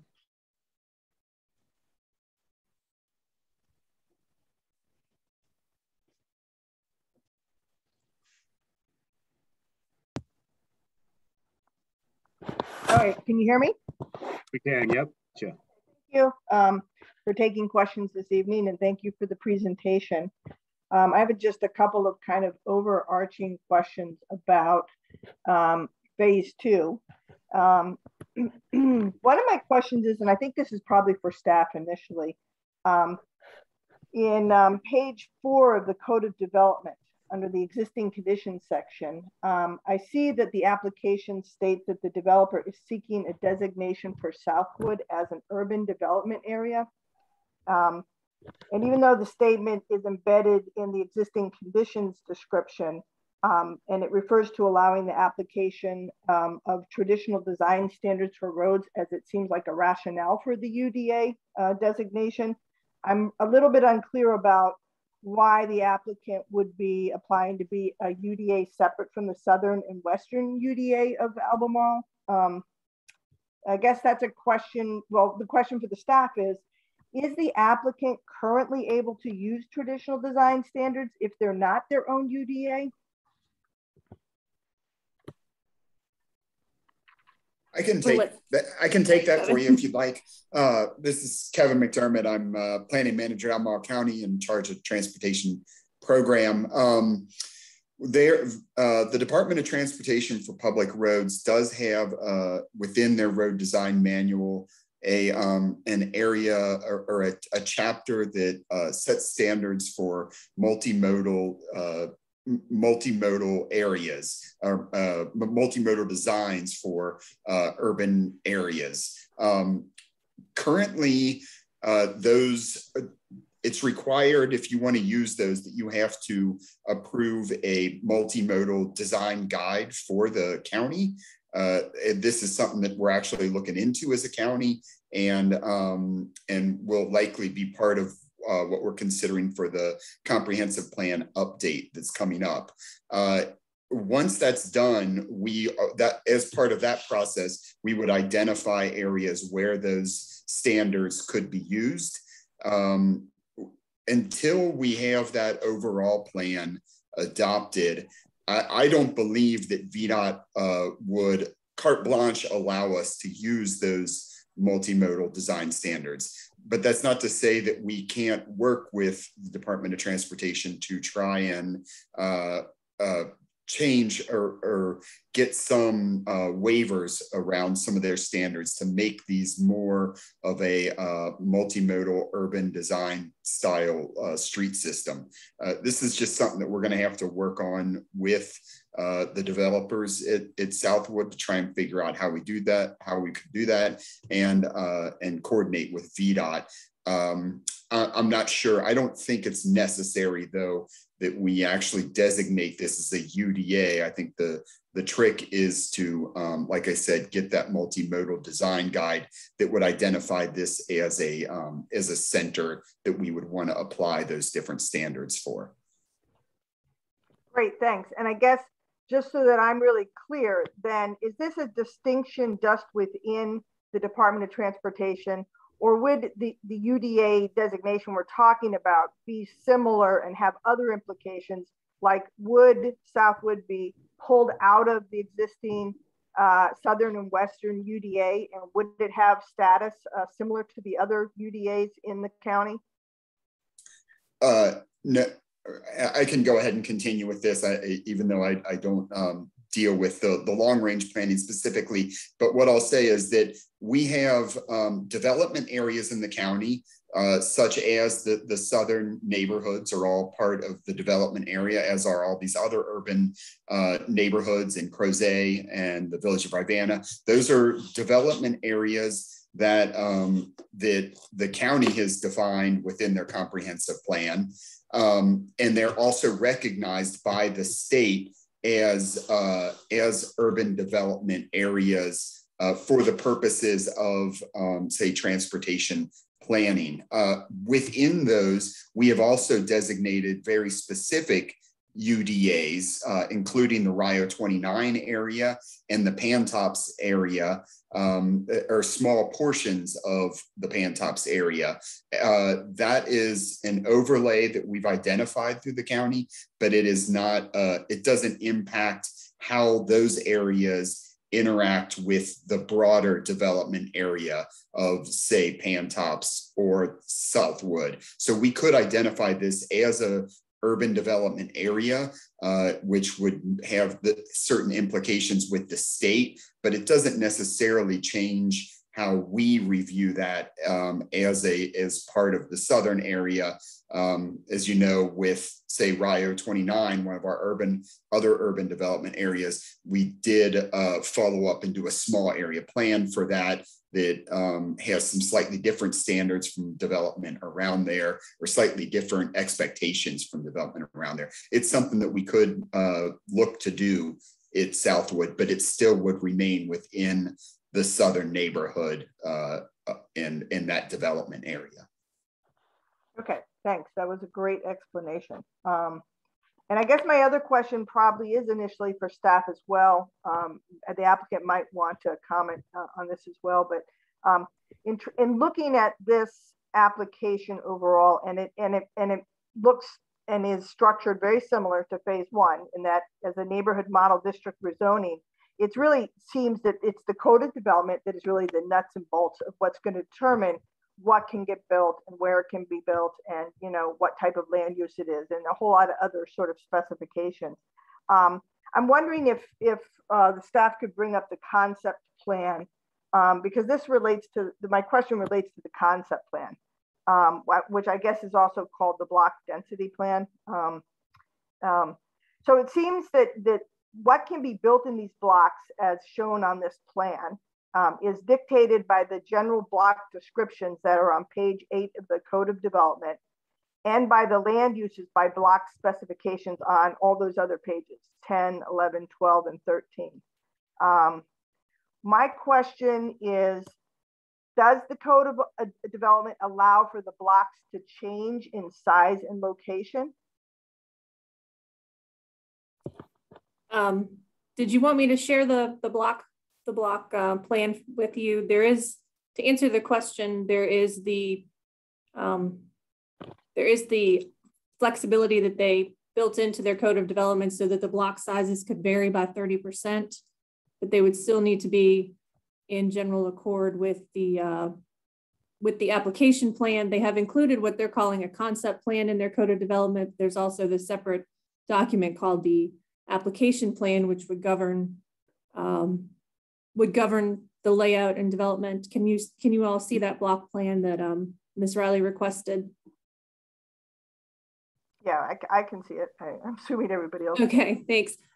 So, there's a certain, you can see the level of detail we have with this plan. And you're right, as far as the Code of Development specifying where the blocks will be located and what the land uses will be in each block. So that's part of the Code of Development. And like I said, they've built in a certain amount of flexibility for the blocks to maybe shift one way or the other by up to 30% in terms of acreage. And that's not uncommon for these codes of developments to have that already built in.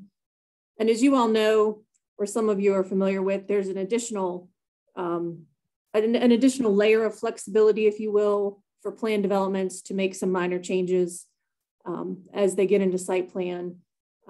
They can request a variation under Section 8 to certain things that the Board of Supervisors would have to approve.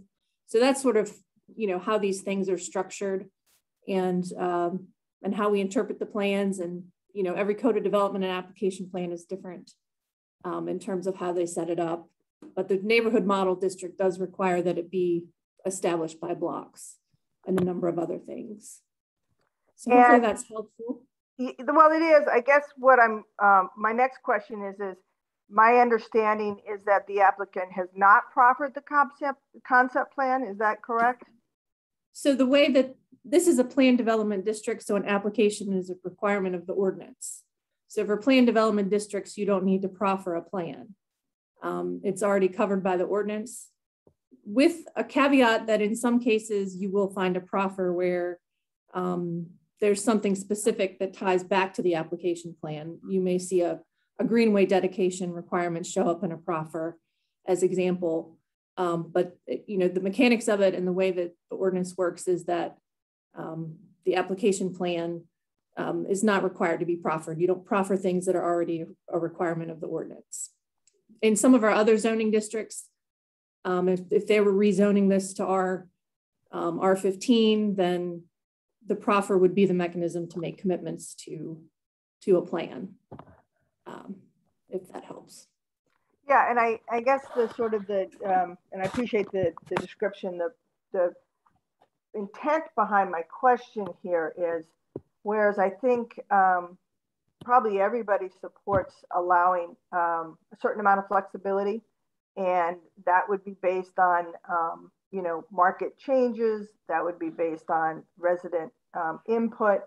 But I guess I'm trying to figure out what level of certainty that the community, the not just the legacy residents, but the overall community has, what level of certainty can be provided that the descriptions in the Code of Development by block are going to be built out in a way that those permitted uses and locations and appearance and everything, that there is some certainty about what we know is going to get built. It seems like there's just a tremendous amount of flexibility is one way to put it, but lack of certainty in this process. And I'm just wondering how that lines up with what's required in the section 28.5 of chapter 18 of the Code of Development.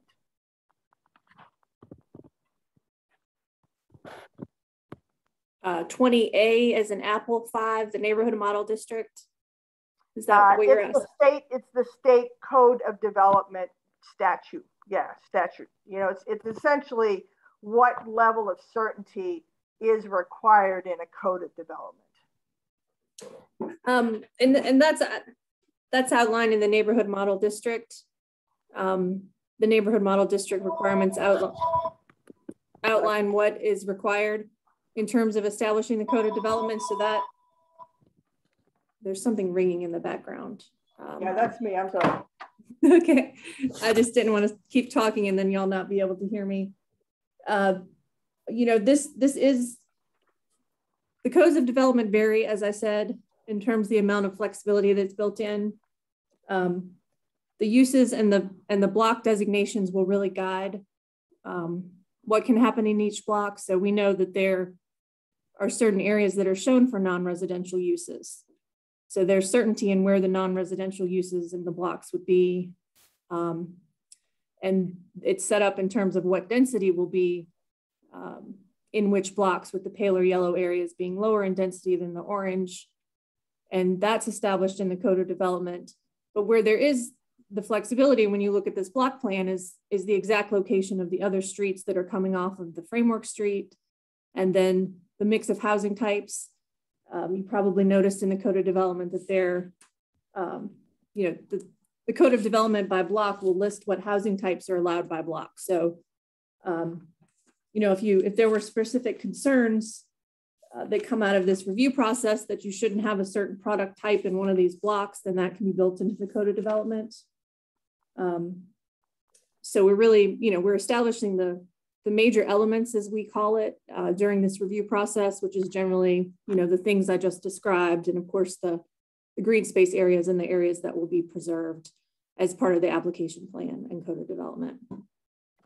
Yeah, and then this will be sort of my last part of this question, but I am trying to understand, and I also am trying to illustrate to people sort of what level of flexibility there is here. So you mentioned non-residential uses, commercial uses.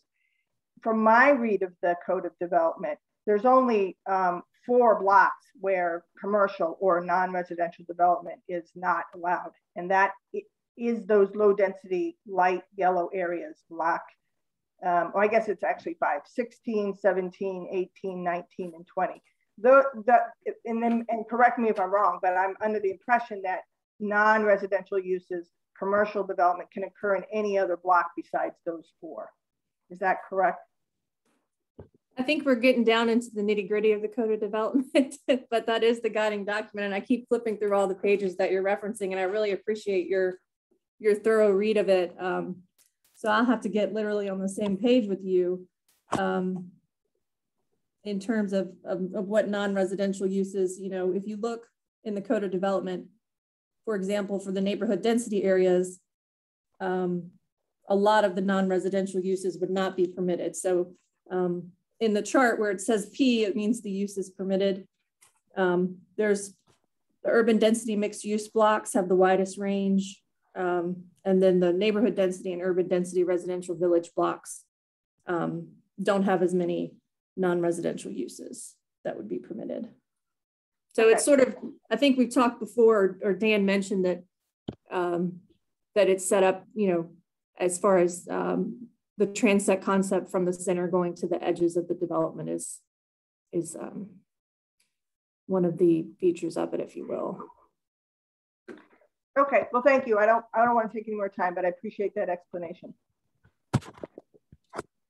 Hey, Pam, it's great to hear from you again, and appreciate you lending your expertise to this discussion. We'll hit David, and then Commissioner Randolph, and then MK, and then we're going to end the discussion there. But Rebecca, if you would be so kind, after MK's question, if you just put your contact information back up on the screen, so anybody who on questions can contact you there. But we'll get to those last three questions. So David, it's your show.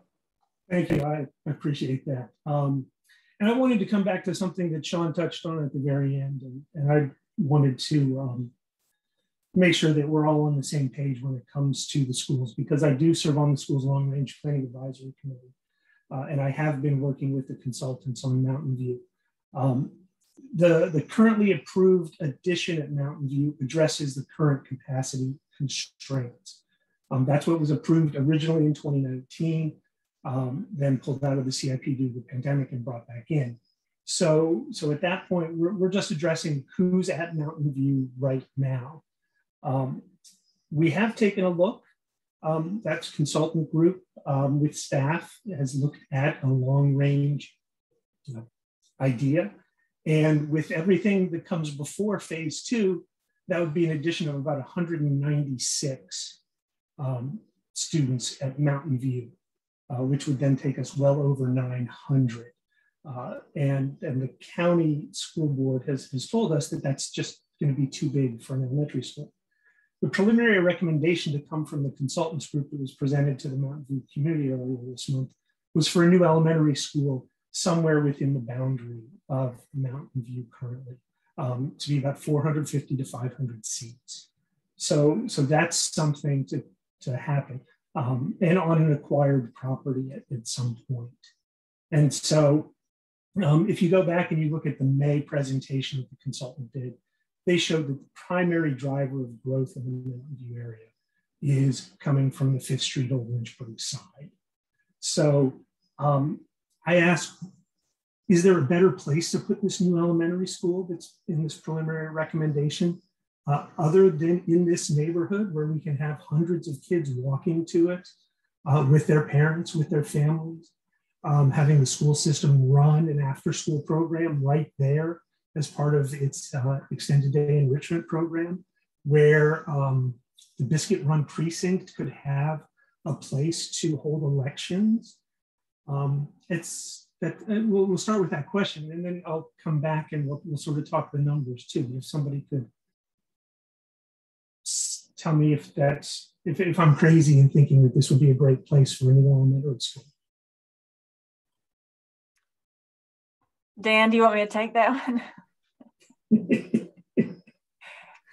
Well, Dan had discussions with the schools early on to offer a location for an elementary school. And the schools at that time decided that was not what they wanted. So at this point, you know, design and planning have moved on. So there simply isn't room in phase 2 for a school site, and still accommodating all the homes that need to be built there. Well, we'll talk about the need there. But that conversation was probably close to 8 years ago, I think, in terms of when, you know, he approached them about a school site. And we're not asking for a proffer here, but would Habitat be interested in selling at a fair market price a school site in the neighborhood?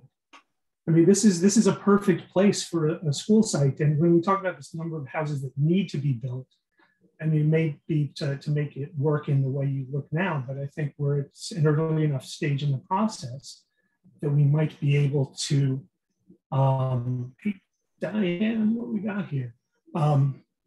Take a look at it.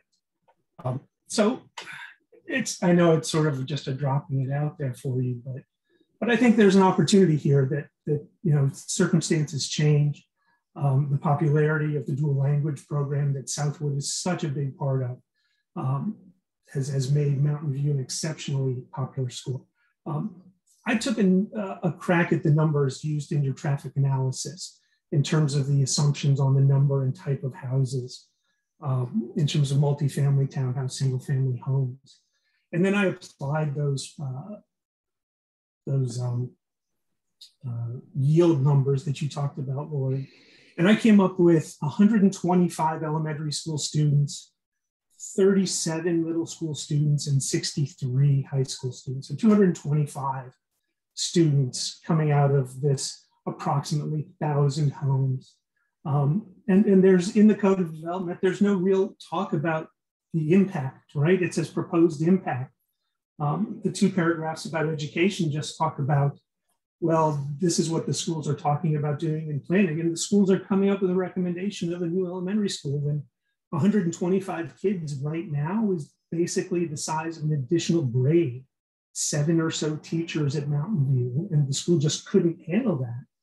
So I'm very concerned that the size of this development would have an impact there. Certainly also at Monticello, which we're seeing incredible enrollment there and starting to see some overcrowding. So my question is, what's the plan? I mean, there's a definite impact that we're going to see here. And this, it needs to be addressed for the good of the students who are currently there, for the students from Southwood who go there and who will continue to go there. Being able to take 4 buses off of the roads and having these kids walk just really seems to strike me as the best way to approach this.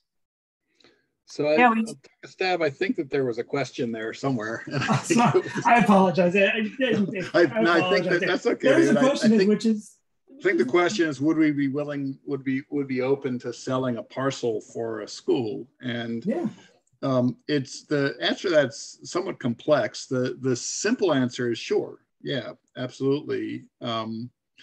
So you have to think about the purpose of mixed income. There are really 2 purposes of a mixed income community. One is to deconcentrate both wealth and poverty and create a neighborhood where people from all walks of life can live together. Because that's very different than the last 150 years of housing in our country, which has become more segregated and intentionally so. And so that's one purpose. So if we take lots offline for market rate sales, then we don't deconcentrate either poverty or wealth quite as much. Having said that, the other purpose is cross subsidy. The other reason to do mixed income is that you sell market rate parcels in order to subsidize the affordable housing component. And so the idea of so from that perspective, selling a parcel and getting the same value we would get for, say, an apartment complex, be fine with that. That would still present the same cross subsidy. I would say that it would take a little bit of a frame shift in the way schools are planned to create the form of a school that would fit the context and character of this neighborhood. Something like a traditional Albemarle County 10-acre school that has ball fields next to it that's sprawling, that's on one level. I can't in any way, shape, or form seeing that fitting this neighborhood. But if the county were looking at something very creative, like a 3-level school on 3 acres with minimum parking, with an urban recreational setting that has some flexibility built into it, that's joint used. So there's an example called Rosa Parks Elementary School in Portland that was part of a housing redevelopment there, where it was that was on 1 level, but I could see you doing it on 3 levels. That's essentially 3 facilities in one, with 2 demising walls. And so 1/3 of the facility is permanent Boys and Girls Club, a third of the facility is permanent elementary school, and a third is flex space. And so during the daytime, they open up one of the big walls, and 2/3 of the facility is school. After school, they close one wall, open up the other. 2/3 of it is Boys and Girls Club. And then at night, they close both walls, and it's a community center. And so something like that, if people were interested in thinking outside the box and you can pull some partners together, I think would be a huge addition. With one caveat, that locating the neighborhood, or locating a school in the neighborhood that is majority low income, does take away some of what makes Mountain View exceptional, and that is a school that attracts people from multiple neighborhoods and multiple walks of life. And so that is one of the things that folks at Southwood actually really like about Mountain View, is they get to know people from other neighborhoods as well. So I'm not closing the door on any of it. I am closing the door on proffering it. We're just not in a position to do that. And I think that I am closing the door on something that's of a sort of traditional elementary form, because that simply won't fit. I think that's an exciting opportunity. And I think with the neighborhoods that surround Southwood, with Mosby Mountain, with Ambrose Crossing, with the number of neighborhoods along 5th Street, Whittington, and Oak Hill Farm, and Redfields, I think you're going to see some of that economic diversity that you're talking about. And to be honest, that as we've had those discussions, that's one of those things we worry about as well, because we would hate to, in the idea of having this sort of maintaining this diversity between the schools, we would hate to try and split. Nobody would want to split Southwood, and we're not even thinking about that, because you would hate to split a neighborhood between two different schools in that area. But so since we've got this issue, it just was a really big piece for me, and I wanted to make sure that we sort of talked about these numbers. But those other opportunities, you've already talked about having the Boys and Girls Club in possibly in a different part of the facility, so they might be interested in pursuing something with the schools in that way. So I think there are a lot of opportunities there, and I think it would be an exciting way to add to the excitement surrounding the entire process. I'm going to end with those. I've got a handful of things, and Kevin touched a little bit on transportation. I didn't see anything about bike lanes in there, and he talked about multimodal in there. I am concerned a little bit about the pocket parks, 750 square feet. That's smaller than a quarter of a Little League infield. Between the bases, it's a tiny, tiny space, as I'm sure you're aware, hence the name. And then 6,000 square feet is barely bigger than a regulation basketball court. So getting back to where I started with my first comments on the other project this evening, the opportunities for unstructured play are tough. But I do like the idea of that central green being an opportunity there. So I'll be happy to share my comments with Rebecca, and she can share them with the Habitat team and moving forward from there. Thank you all. Thanks, David, for those questions. Commissioner Randolph? My questions are directed to Rebecca. And Rebecca, this is just a continuation of an email correspondence we've had this week. Normally, I would not speak at a community meeting, but I do want to raise these questions with Rebecca so that when the Planning Commission looks at this application, these questions have been addressed, because I think there's something that's important for the Planning Commission and for the Board of Supervisors as well. Rebecca, on page 10 of the Code of Development, under both accessory apartments and flexible use structures, for the accessory apartments, item D, the last sentence says, accessory apartments will not count against the overall dwelling unit allowance. Under flexible use structure, item G, the last sentence states, flexible use structure will not count against the overall dwelling use allowance. I'm just asking for clarification. Does that overall dwelling unit allowance mean the 1,000 maximum dwelling units that have been identified here in this application, that there could be yet more units beyond that 1,000 if they are flexible use structures and if they are accessory apartments. And then based on that question, I just have one follow-up question for you also, Rebecca. These are some of the provisions that were developed with the phase 1 code of development. And so the accessory apartments are provision is mirroring what we have in our ordinance for a single family dwelling. So any single family detached dwelling in our residential districts could have an accessory apartment. So it has those limitations on it that were developed. For Southwood, they did create their own flexibility with accessory apartments. And they also established this, dare I say I might need reading glasses one day. I'm looking at the small print that I have here. I refuse to get them just yet, but the flex use structures was another thing that they, Dan mentioned the home-based businesses and the opportunity for businesses within the community. So that was something that was developed that would be built into the code of development, so they could have something like a home occupation, but then the flex use space could also be used for a residential unit.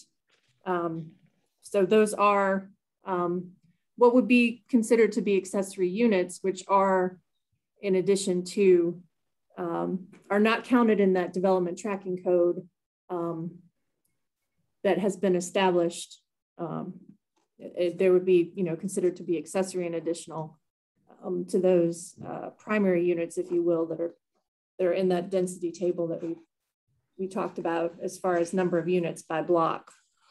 Okay, then what that does is, getting back to Sean's line of questioning, that clarifies that the traffic impact analysis provided is based on 1,000 units.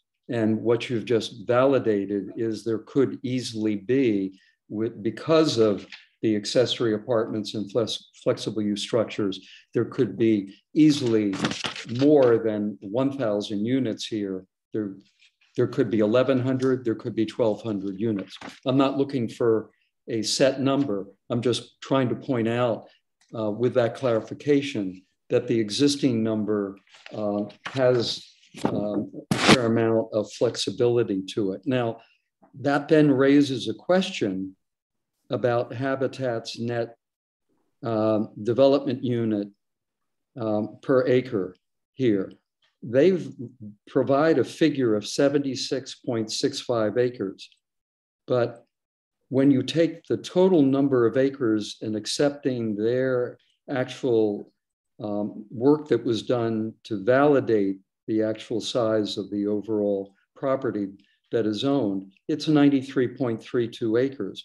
When you subtract from the 93.32 acres and you take out blocks 13, 14, and 15, which are steep slopes, wetlands, and stream corridors, that constitutes 19.95 acres. That automatically drops it down to 73.37 acres.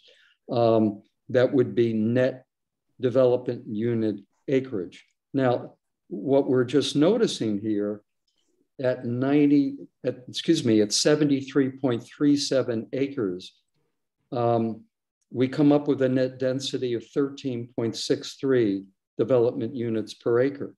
But this figure omits street acreage, sidewalk acreage, pocket park acreage, soccer field acreage, basketball court acreage. So this data strongly suggests that the net density is much closer to 14 development units per acre. And it also suggests that the traffic impact analysis has highly undercounted the potential number of residents that full build out, if they exercise, property owners exercise the option, which is available to them, to go ahead and construct accessory apartments and flexible use structures as additional residences. So I would hope that when this is looked at by the Planning Commission, that is all clarified, and the actual numbers as much as possible for street acreage, sidewalk acreage, pocket park acreage, soccer fields and basketball courts, all of that can be provided to the Planning Commission, because I do feel that that will be important to inform their decision on this application. So just a request, I apologize for making it publicly, but I just wanted to summarize it and have a conversation as you and I have gone back and forth a couple of times this week. So thank you very much for that. No, thanks, Rick. And that definitely, there's a theme in the questions tonight, which wasn't evident to me, but it's come up several times. So it's clearly a community concern. And I appreciate you bringing it up and putting it on the record. MK, you've got the last word for the evening. Thank you. I'm going to change the theme a little bit. So you said that there were 300, I think, roughly, or 200 and some affordable units in both phases, 240 something, is that right? In the final phase 1 and phase 2, there'll be 240 some. Is that right, Dan? Am I saying? No? What's the total number? Andrew, do you have those totals? I believe the number is in phase 1, we're referring to 207 affordable dwelling units total. That includes the 121 LIHTC apartments. And phase 2, what we're saying is that we're going to provide a minimum of 230 habitat residential dwellings to accommodate all the existing families that have the rights to build and work with us on a new home in phase 2. Okay. Not counting LIHTC apartments planned in phase 2. Okay. I'm just curious. The reason I'm asking is because you're using the term affordable, and I think in a couple different situations you said that 80% low income level. Are there any units at all in phase 1 or phase 2 that would be affordable on a very low or extremely low income level? Yes. So our non-displacement commitment guarantees that every single person, no matter their income, who's at Southwood will have a place that they can afford. And that means people on fixed incomes or virtually no incomes. We over at Sunrise, our first trailer park transformation, we had a woman who was on a fixed income of nothing. She has continued to pay nothing. And that is our promise. So there is something for everybody to afford. Okay, good. Because that was my question. How many? I'm sure not everybody in Southwood is 80% or below. So yeah, some of them. Most everybody is, but we've also actually created there are some folks who have a little bit more than 80%, but we've created that wouldn't be served by the market rate. And so we're going to sell homes at no profit to them as well. We've created a new program for that. So we've basically, specifically for Southwood, we've created bandwidths from 0 all the way up to 120. The vast majority of folks are under 50% of area median income. The average AMI of folks we've sold homes to over the last 4 years has been 34% AMI. And so our pledge is that we'll bring the subsidy down as much as it possibly needs to accommodate people. And that makes it the Habitat, our program, pretty unique among other affordable housing programs. So just to clarify, does that mean that you're saying obviously all of the people who currently live in the trailer park will have an opportunity, but any affordable units beyond those could also be lower than 80%? I mean, could also be affordable to one of the other AMIs or some of the LIHTC units, or are they?